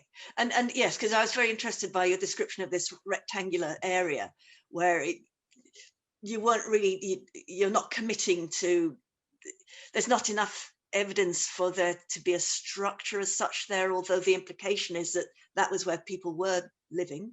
Yeah, I mean, I maybe one of the things about this site is maybe I've been guilty quite often of thinking in stereotypical terms about the Neolithic. And again, it just seems to be that it's not quite living to stereotype. I mean, there's clearly cultural things like the axes and the bowlware, which are clearly Neolithic. But in my head, I thought we had a good chance of finding a waterlogged timber hall when we went and dug, north of the road. We assumed it was settlement.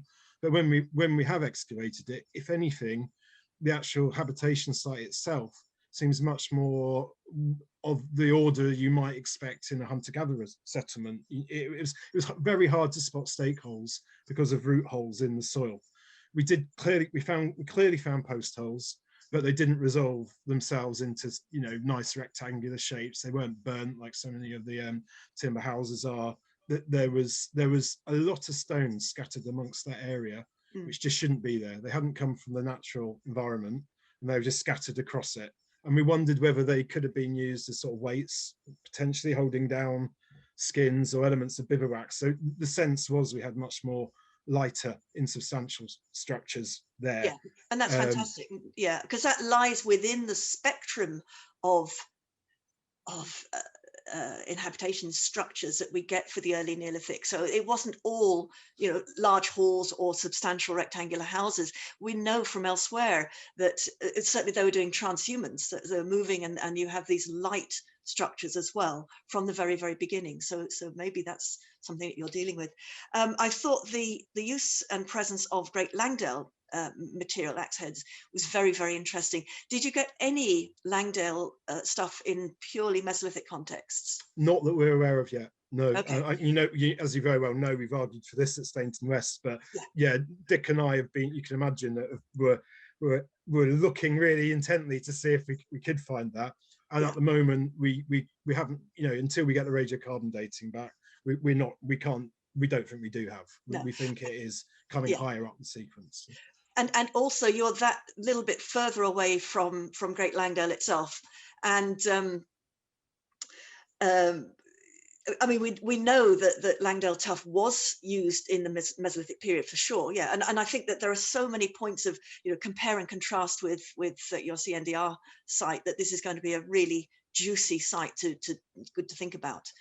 And then as for the Neolithic use of the Langdale tuff, it's very interesting. It sounds as though these are axe heads that have been used to destruction and then beyond and then reused, and which is great, which raises the question of what were they doing with the axe heads that would make them so heavily worn? Were they busy chopping down trees?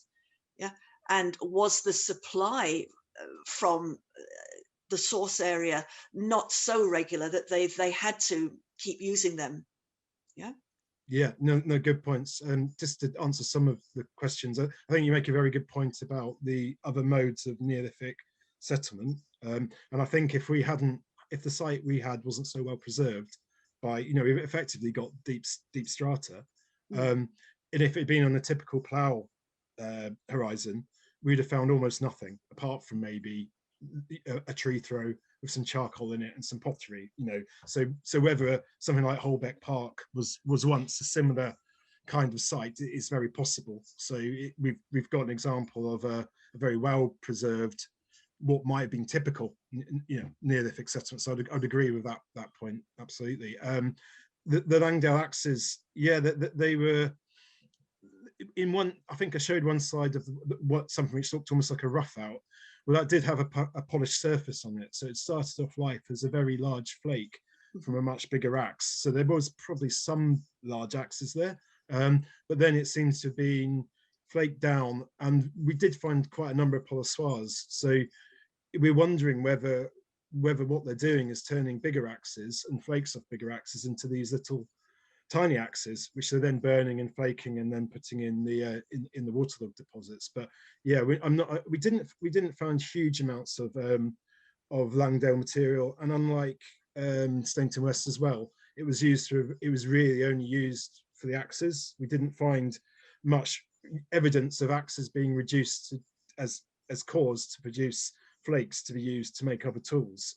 If they were flaked, the flakes then seemed to be taken out into the wetlands and then dumped there, which was interesting. I mean, I should just another raw materials, Dick will cover it, but we did find some bladelets of rock crystal, very, very pure rock crystal. You'll see some pictures later, and there was a very small amount of pitchstone. Hooray! Hooray! Yeah.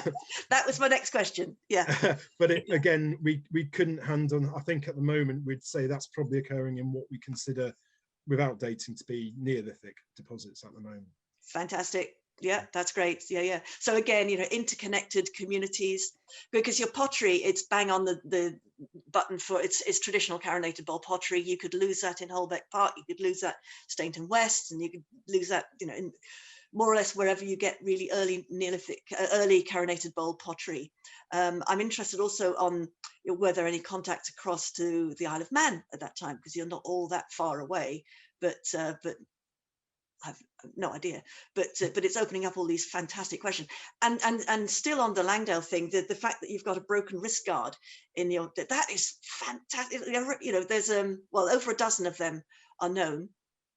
I think your beaker probably is all over cord. I'd like to see a still of it.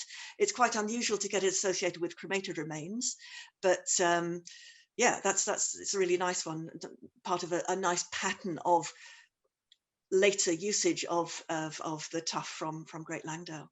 I was going to ask you, Alison, I'm aware of the C1 wrist guards in Langdale tuff. We had one, for example, in the Ferry Fryston beaker burial associated with the dagger, as they often are. Yeah. But and of course they're often later date in the beaker period. But so are you aware of other sort of flat single perforated tapering wrist guards which are also made of tuff? I would need to turn behind me to the well, actually, funny enough, there you go. I'll just check this out. Off the top of my head, I can't remember, but certainly Anne Woodward will have discussed this. Yeah. We're almost out of time for this session. There's one specific question, interesting question from Rick Shorting from afar. He said, while he's not normally a fan of trying to get DNA from sediments, had you thought about it in this case? Yeah, I'm glad you said that. We're actually following some of the work which Nikki and Chantal and their team did at Starcar, particularly Charlotte Rowley's work with the soil geochemistry, and seeing how that relates to habitation zones and other zones in settlement. We've been very keen to take lots of geochemical samples. So through the midden, as you see, we had up to about 0.5 metre of deposits through the midden, and you can see discrete dumps of organic material in there. We've taken approximately 100 sediment cores. So what we should be able to do is profile the soil geochemistry in 3D across it. But we did wonder whether, in lieu of animal bone, whether DNA might act as a proxy for the kind of species which were being used at the site. It's just an idle thought at the moment. I don't really know very much about this, but that was one thing that should occur to us. Yeah, no, that's great. As idle thoughts go, that's a very good one. So we'll now move on. We've got another set of videos on finds and various other aspects of the sites. I'm Antony Dickson. I'm one of the lead archaeologists on the Windy Harbour project. I specialise in lithic analysis. I'm going to give a general overview of the work stone assemblage from Windy Harbour. We are obviously still in the field, and there will be further finds, and as of yet we have not undertaken a detailed assessment of the work stone assemblage. Currently we have recovered a significant number of 3D located finds, which amount to somewhere around 8,000. We estimate that 3/4 of this number are worked stone, i.e. chipped stone produced on flint and other raw materials, adzes and axes and flakes from their reworking, coarse stone tools and incised or pecked stones. First off, I want to say something about the significance of the assemblage, or how we perceive the significance of it will be. The chipped stone assemblage from Windy Harbour is of regional and if not national significance. It is likely to be the largest assemblage recovered from controlled excavations in North Lancashire. The diagnostic items present and the fact that a significant part of the assemblage has been recovered from features and layers associated with carinated bowl pottery implies that the bulk of the assemblage relates to early Neolithic reduction strategies.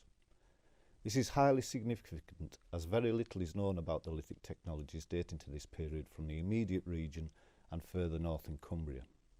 Indeed, we probably know more about the production of axes in the Langdales during the early Neolithic than we do about the production and use of chipped stone during the same period. So the detailed analysis has great potential for understanding the development of lithic technologies that is currently lacking detailed information. In addition, scatters of early Neolithic lithics have also been recovered from deposits which were superimposed over layers containing diagnostic late Mesolithic artefacts. So in this respect, it is highly likely that we should be able to investigate technological developments across the Mesolithic-Neolithic transition. In regard to spatial distribution, the assemblage has also been recovered from a very large transect of the landscape, from a variety of contexts associated with various forms of occupation, some comprising structural remains and potentially more specialised acts of deposition within a wetland environment. Therefore, analysis should enable us to consider the role that the workstone played in a variety of social contexts, whilst also placing it within its contemporary landscape setting. Whilst we were excavating the site, we employed a variety of collection methodologies which I just want to say a little bit about. Every item of workstone was located by GPS. We also collected samples of chipstone specifically for microwear and residue analysis. Those pieces were lifted in accordance with existing guidelines. On occasion, items of work lithics were also lifted with large pieces of charcoal, which, if suitable, will be used to date specific lithic-rich layers and deposits. We also took bulk samples of sediments for artefact recovery from dense concentrations of chipstone, which will also allow the recovery of small pieces of debitage.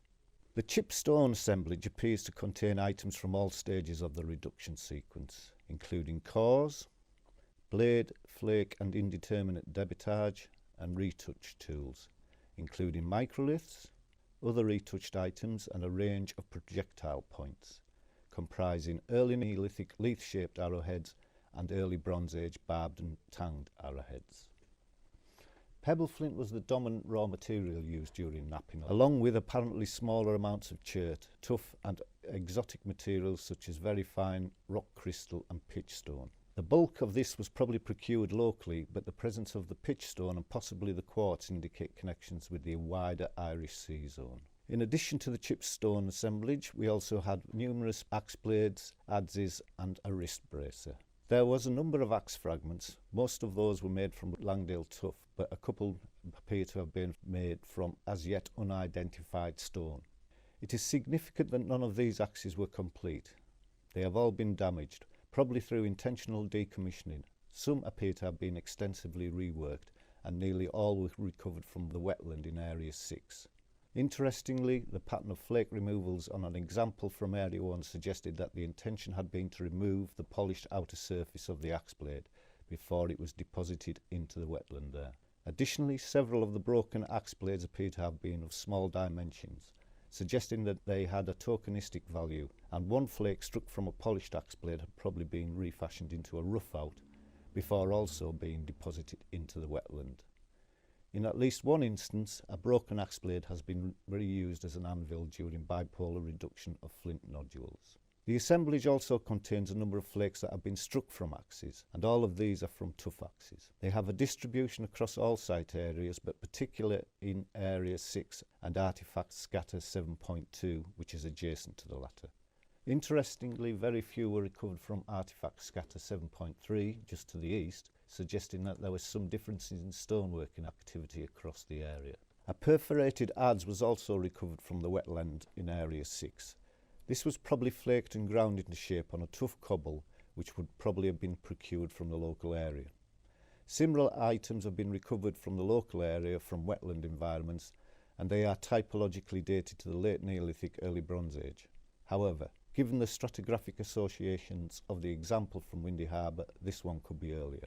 A fragment of a wrist bracer was recovered from an early Bronze Age funerary monument at Area 17.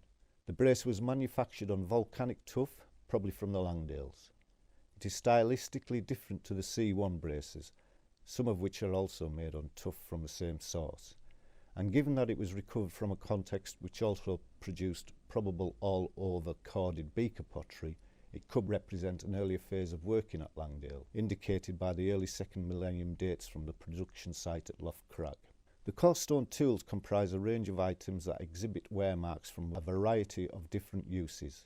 They include stones used as anvils, hammerstones, knives and smoothers, polishers, and it is possible that some of the latter were used as polissoirs. Of great significance are several cobbles and fragments of rock which appear to have had abstract designs carved into them.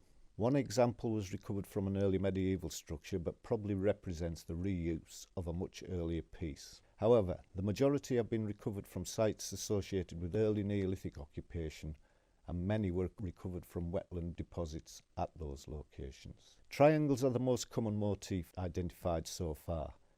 These often appear as singular marks, but they are sometimes opposed, and in some way they are similar to the butterfly motifs recorded at the Ness of Brodgar. Singular and parallel in size, or in some instances possibly pecked lines, are a less common feature. Undoubtedly some of these marks relate to glacial striations, but others appear to have been intentionally applied, and they often cut across the main alignment of the natural marks. In addition to these, we also recovered several cobbles that had been pecked in order to emphasise the natural flaws in the body of the material. And finally, we also recovered a large number of pieces of ochre and hematite.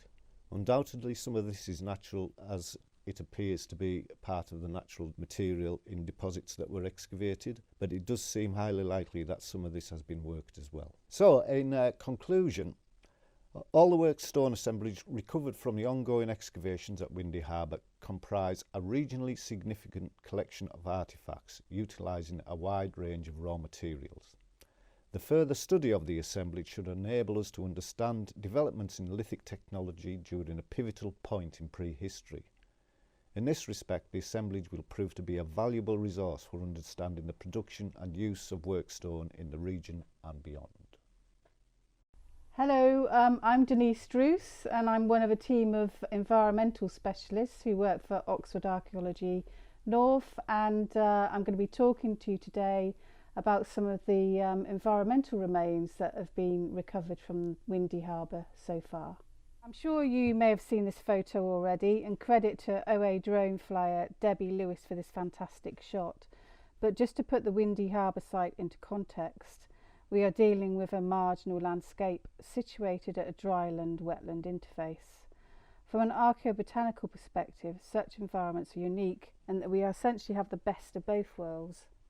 They provide conditions for the survival and recovery of both dryland occupation deposits, most commonly in the form of charred remains, but also the potential for environmental remains preserved under waterlogged or anaerobic conditions. I'll be looking at a selection of charred remains later. However, the evaluation in the latest excavations have shown there to be fantastic preservation of waterlogged wood and plant macrofossils. Several structures have also been discovered. There's also excellent potential for the preservation of pollen. Indeed, I believe lots of monolith tins have been taken, not only of the dry wetland interface, but also from some of the deeper deposits of peat. As well as monoliths, we have been taken bulk samples from the dry land features and deposits, and also incremental bulk samples from the adjoining peat, which should hopefully provide a backdrop of environmental conditions and environmental change in relation to the human activity. It's still early days, but judging from the finds recovered during the evaluation, we could tell how significant this site was going to be. Credit once again to Fraser for these photos, which show fragments of carinated bole alongside fantastically preserved environmental remains. And of course there's the infamous elm leaf, which has been the showcase for much of OA's outreach activities and proved to be one of the favourite items the public wanted to see during the open day held in Poulton last year. Environmental remains recovered during the full excavations have continued to delight and illustrate just how fantastic the preservation is. These shots are taken of a holly and what is believed to be a willow leaf, recovered from the very base of an organic layer at site 006. Just to reiterate, what's exceptional about this site is the interrelation of a wetland sequence, which brings with it exceptional waterlogged remains, and this is interleaved with possible stabilisation layers with potential for human occupation. This is an example of some of the plant macrofossils recovered from the organic deposits taken during the evaluation. Much of the evidence up to date indicates that much of the later peat developed in woodland conditions, indicated by tree buds, hazelnuts, of which we have both the caps and the shells, and some beautifully preserved catkins. We also found an array of fantastically preserved seeds, and shown here is just a small selection which includes blackberry, greater stitchwort, bugle and violet, which along with the sloe stones suggests open marginal woodland, the type of environment one might expect towards the edge of a floodplain. Areas of damp, wet woodland are also indicated by the presence of alder seeds. The evaluation did show that conditions across the site varied slightly, indicated primarily by increases in disturbance indicators such as knotgrass, dead nettles, sheep sorrel and sun spurge. Sorry, there's no photos of these. Today, many of these taxa are found in cultivated areas and or waste ground. At this stage, it's not clear whether these slight differences in flora are spatially contemporary or chronologically diverse. I'm hoping further analysis and radiocarbon dating during post-excavation will help to answer these questions. For me, a great outcome would be able to detect a mosaic of different habitats in different areas of the scheme, which might both influence and be as a consequence of settlement foci and activity types. These are just an example of some fantastic gnawed hazelnuts, possibly dinner for either a mouse or a water vole. It's actually generally hard to imagine that these are potentially 6,000 years old. Other types of remains included fungal sclerotia, and there were lots of these. These are fruiting bodies of fungi which tend to form during periods of environmental stress. So possibly burning, and we know there's evidence for lots of this, but also possibly flooding. We also had invertebrate remains. So ultimately we will have a whole suite of environmental proxies for providing data on former environments and associated environmental changes. The extra significance of this site is that we have all this waterlogged preservation associated with early human occupation, as well as stabilisation layers or paleosols associated with flints and pottery. We have charcoal-rich layers shown quite clearly here at site 006, south of Garstang Road East. Though different in character, we are seeing similar sequences to the north, which here are being sampled for soil micromorphology. At site 007, we have several distinct layers of charcoal, including an uppermost deposit interpreted as a midden. Ongoing excavations have shown these deposits are associated with several halves and features. Preliminary identification of some of this charcoal indicates the utilisation of primarily alder and or hazel and oak. Although this photo doesn't do it justice, of particular interest at the site was the remains of possible Phragmites or common reed. Up until now, much of the peat looks to have developed in woody environments. Therefore, it is possible these remains originate from a former habitat, which maybe has been eroded. Going back to the midden layer, in addition to charcoal and charred hazelnut shells, which are often ubiquitous on early prehistoric sites, what I found particularly exciting was the recovery of several charred acorn cups. This is the first time I have actually found charred acorn cups on a prehistoric site, which is actually quite strange given the amount of oak charcoal I often come across. We know hazelnuts provided a staple food for hunter-gatherers, and certainly there is an assumption that acorns were also eaten, but we have very little direct evidence. Admittedly, we can't say too much about a few acorn fragments at this stage. However, along with the hazelnut and other evidence for food items, including cereal remains, the site does look extremely promising going forward. More recently, I've also discovered Emma wheat gloom bases, which is particularly significant given this is the most diagnostic part of the cereal plant. This material came from the same deposit which produced charred hazelnuts dated to roughly 3,900 Cal BC.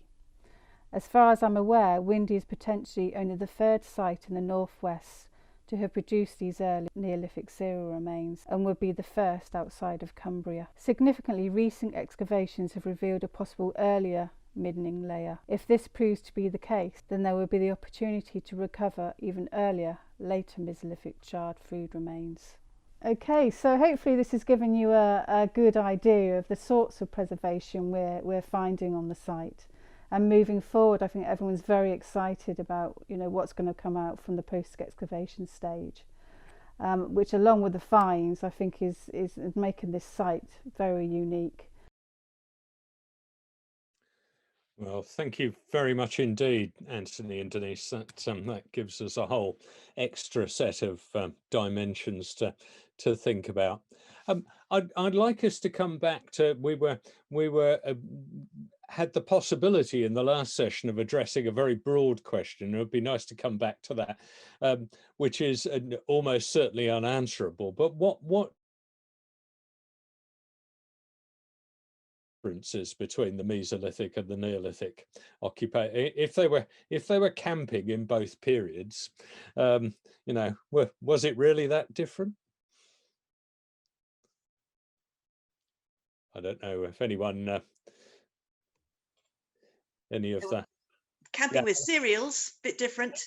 They had a small amount potentially of cereals. Yeah. Granted. And in fact, I wanted to ask Denise if possible, the presence of the gloom bases. Can you read into that anything about? Does that mean that they must have been growing it nearby? The fact that it's not cleaned. I'm not sure Denise is able to answer you, Alison, because okay, but Fraser might be able to speak for her. You're muted, Fraser. I don't have Denise's expertise on that, I'm afraid. I think they're detached, so I don't think she's found any actually attached to the grains. But I'm sure Denise will be doing the answering questions in a week's time when we're doing the Q&A then, so we can bank that one for her at that point. People ducking the general question of they're all very coy about that one. Yeah, I would just I think picking up perhaps on something that Alison said in the first part of the discussion, I think what's clear from the wider Northwest is that the kind of range of material culture and the range of environmental indicators that were associated with early fourth, with things around the transition chronologically are really, really diverse. So there's a different set of arguments there about what do we count as Neolithic in any particular context. So thinking about the difference between, even when Fraser first talked to me and Vicky about this, we were thinking very much in terms of, it's going to be a bit like Stainton West, the CNDR site, but actually it's more different than I certainly imagined it was going to be.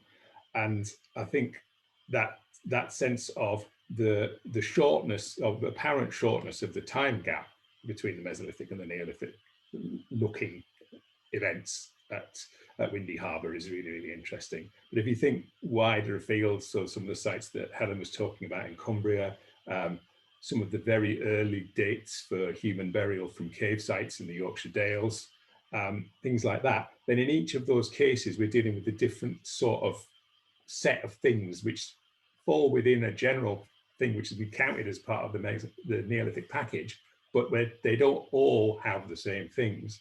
So the interesting thing about Windy Harbour, I think this may, in terms of the chronology, something that Alison picked up, is that you could look at that and see that the Lytham 6 transgression is a kind of driver. It's an environmental possibility, something which opens up a different set of opportunities in that landscape, and that may be what the thing is. But what I'd prefer to think, I suppose, is that we get different things happening in a wide variety of different landscapes, and that we're dealing with, as Denise said, we're dealing with this very mosaic-y effect. So the beginnings of the Neolithic, it's really interesting, but it's also asking a lot of questions of us about the way we identify the transition and what is it we're actually looking for when we're trying to pin up the transition. Yeah. Alison. And if I could possibly add, I mean, the really important thing about those bodies found in the caves near Settle is that DNA-wise, they're continental, they're not local. So I think we have this very real possibility that we are dealing with different people. And what makes it all the more interesting, Fraser, is the slide you showed of the microlithic core firmly within the early Neolithic horizon. And as Seren's work has shown, I mean, clearly people didn't stop doing hunting and gathering and foraging. And there would have been hunter-gatherer foragers around. So in a way, why not have, you know, people from one tradition, if you like, who have been in contact with people from a different tradition and who have acquired, you know, part of their material culture. Chantal. Yeah, I was just wondering if maybe we could see some of that real diversity that Rick's talking about as something that's also very typical of the last millennium of the Mesolithic. And this is just I mean, we do seem to have different genetic inputs, but I mean, I think Mesolithic has generally been seen as unchanging, but it seems extremely regionally diverse. And I think the work of Oxford Archaeology in the south at Bexhill have really sort of brought out some of these amazing changes that are happening throughout the 5th millennium, and which they've suggested do actually show continental connections in the 5th millennium. But we see extraordinary diversity, just thinking in the north of England with the rod sites in the Pennines, which are very late, and which show a big shift in raw material. So we see the formation of really different new networks right in the last few millennia of the Mesolithic. And similarly, we in the sort of west coast of Scotland, big middens are again something of the last few centuries of the Mesolithic in the west.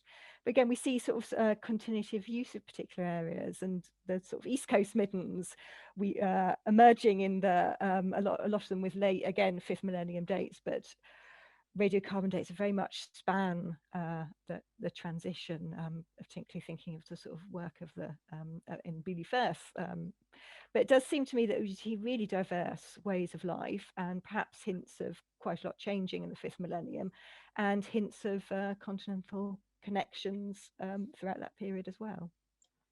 Could you please drill down? What are those continental connections in the 5th millennium? Well, I'm drawing here on the work of Mike Donnelly and Tom Lawrence and their work on the Bexhill points. They've suggested they're very similar to Spanish ones, but it seems to me actually the broader idea of microtranches draws on a number of different continental microlithic making repertoires, of which flat inverse retouch we find in at the end of the 6th millennium in Normandy, for example, but generally trapeze making, microtranches, both symmetrical and asymmetrical ones, are very much seem to be a sort of insular reimagining of the trapezes and transverse arrowheads we see across the continent, filtered through a range of microlithization. But again, also, I mean, we see across the work in the channel lines lots of really big east-west connections. Again, we see with the work with the stuff on Sicily as well. There's very clear evidence for big marine networks between east and west in the 6th millennium. I don't think it's surprising we would see north-south ones as well. Fraser.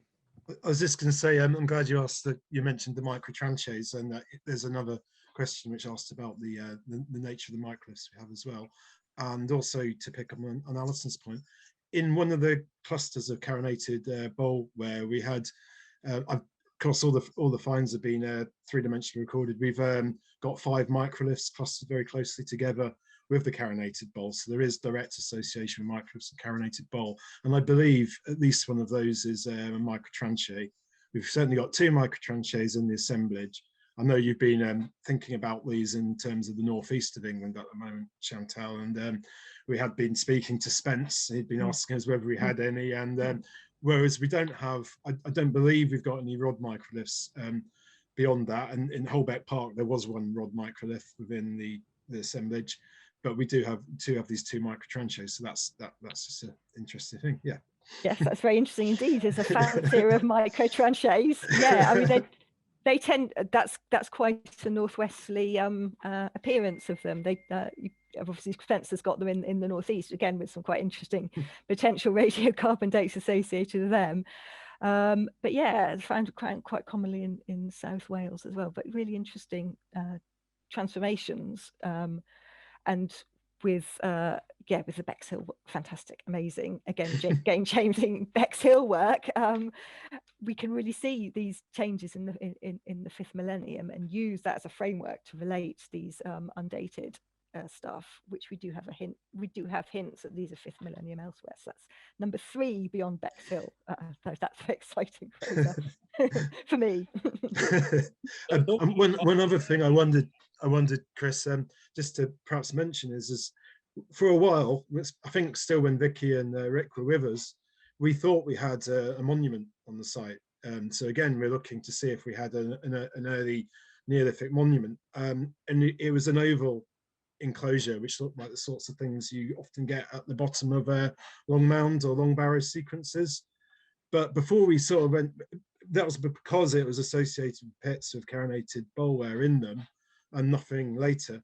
But before we went public with it, we got some radiocarbon dates because we didn't want to have to retract it if we're wrong. And it turned out to be an early medieval building.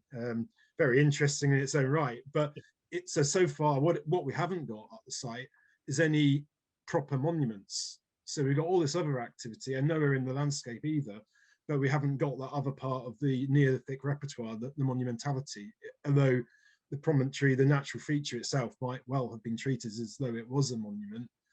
We don't have any architecture or monumental architecture. No. Go Neolithic. Oh yeah, sorry, Nikki, go on. Could I just ask a question about the cremations on the Bronze Age bit? I mean, with the Bronze Age area, sorry if I missed something, but is that dated through artifacts that you found, or was there any mixing? And are the cremations, do you think they're definitely Bronze Age, or could they be, Mesolithic or?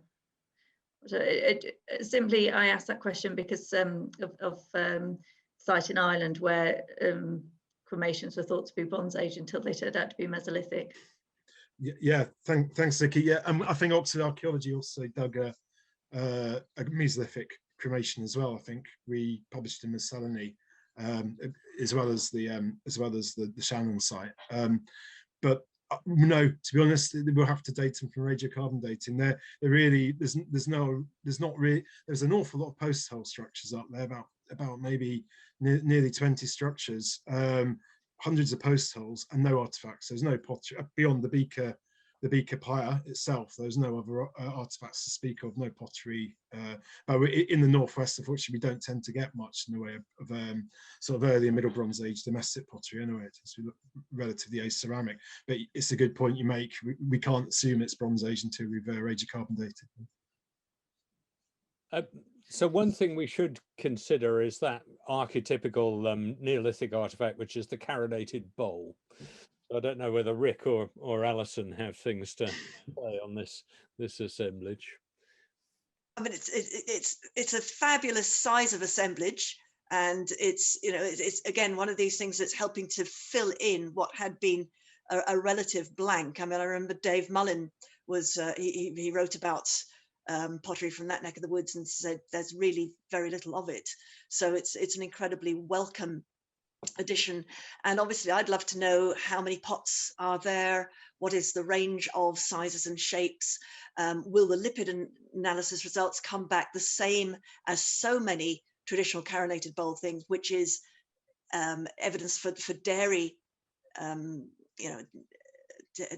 dairy farming. So you should have milk products, you could have beef, all that kind of stuff there.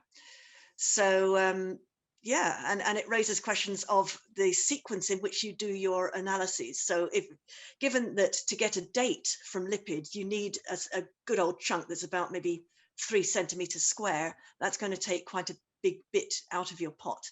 But it sounds as though you have thousands of sherds. Certainly hundreds.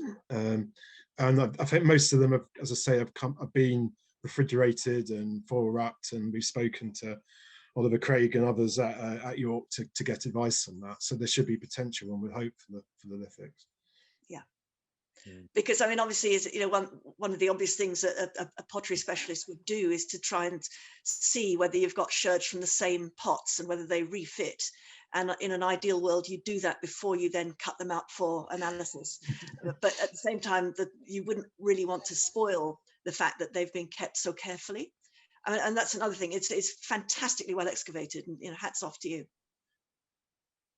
Yeah, just to reiterate that from the being on site, the frustration of finding that and not being able to look at it straight away, but see it immediately vanish into a load of tinfoil. The interesting thing is that certainly the sherds that I saw on site, although there appeared to be quite a variety of fabric in terms of you get quite thick, coarse pieces and quite fine pieces, there was nothing that was nothing that was impossible that couldn't have come from the same bowl. So we had thick, coarse pieces with quite a lot of secondary oxidization on the base, but they would fit very well at the base of a carinated bowl. And then we had very, very fine rim sherds. And certainly I saw a piece the last time I was on site, which was almost certainly, there was extensive secondary oxidization on the outside. So they're definitely cooking with, well, that piece, they were definitely cooking with that piece.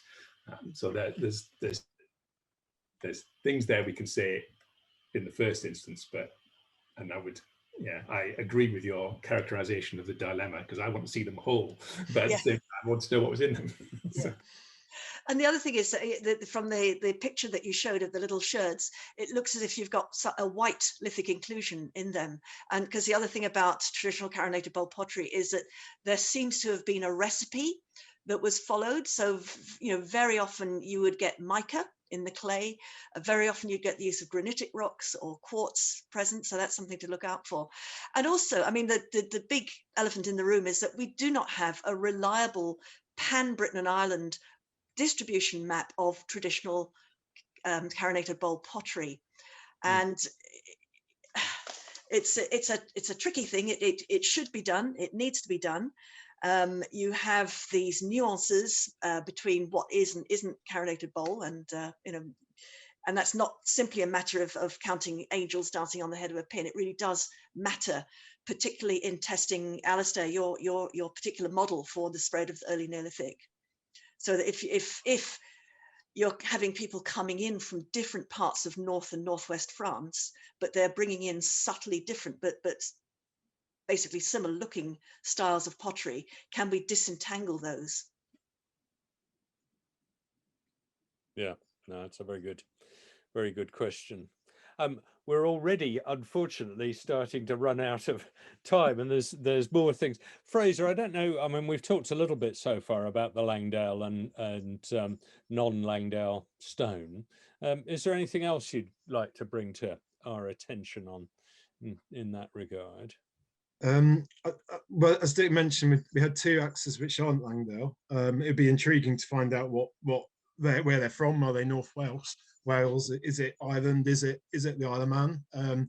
So I think getting, and also in terms of the Langdale axes as well, finding exactly where they might have come from on the massive. So I think the petrology of those objects would be something we obviously want to look at. And as Dick also mentioned, the range of stone, the amount we have got tens of stones which have been inscribed or pecked, and the pecking was a very strange feature.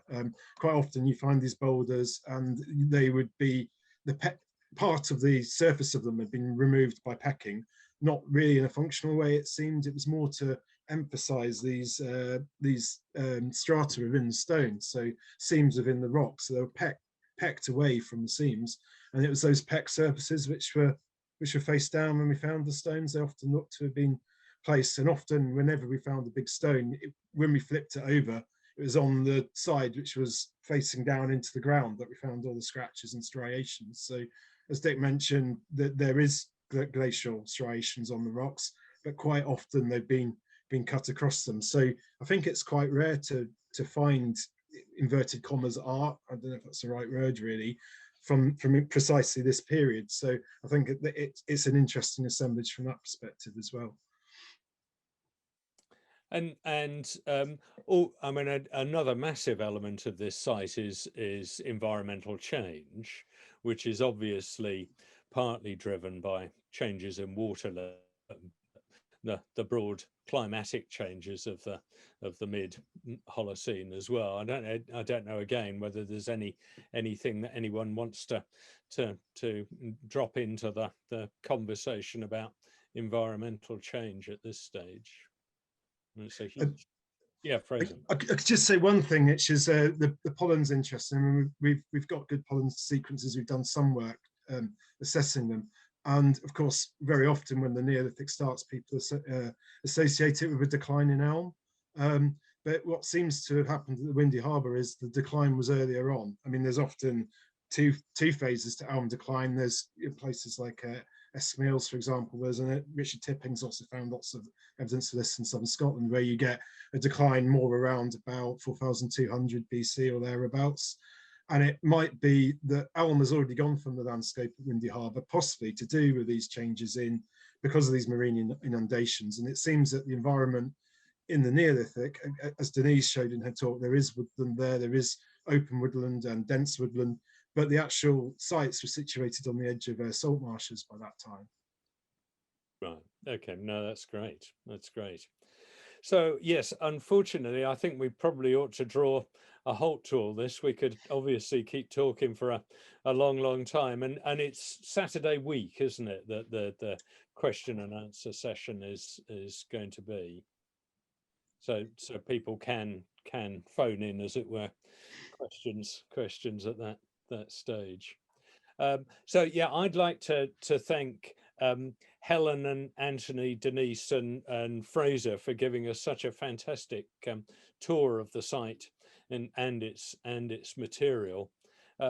Gill Hey once said to me, most people who dig a Mesolithic site only realise they've done it afterwards, which was a kind way of saying that on a Roman site I was digging, there are actually quite a lot of Mesolithic flints. But this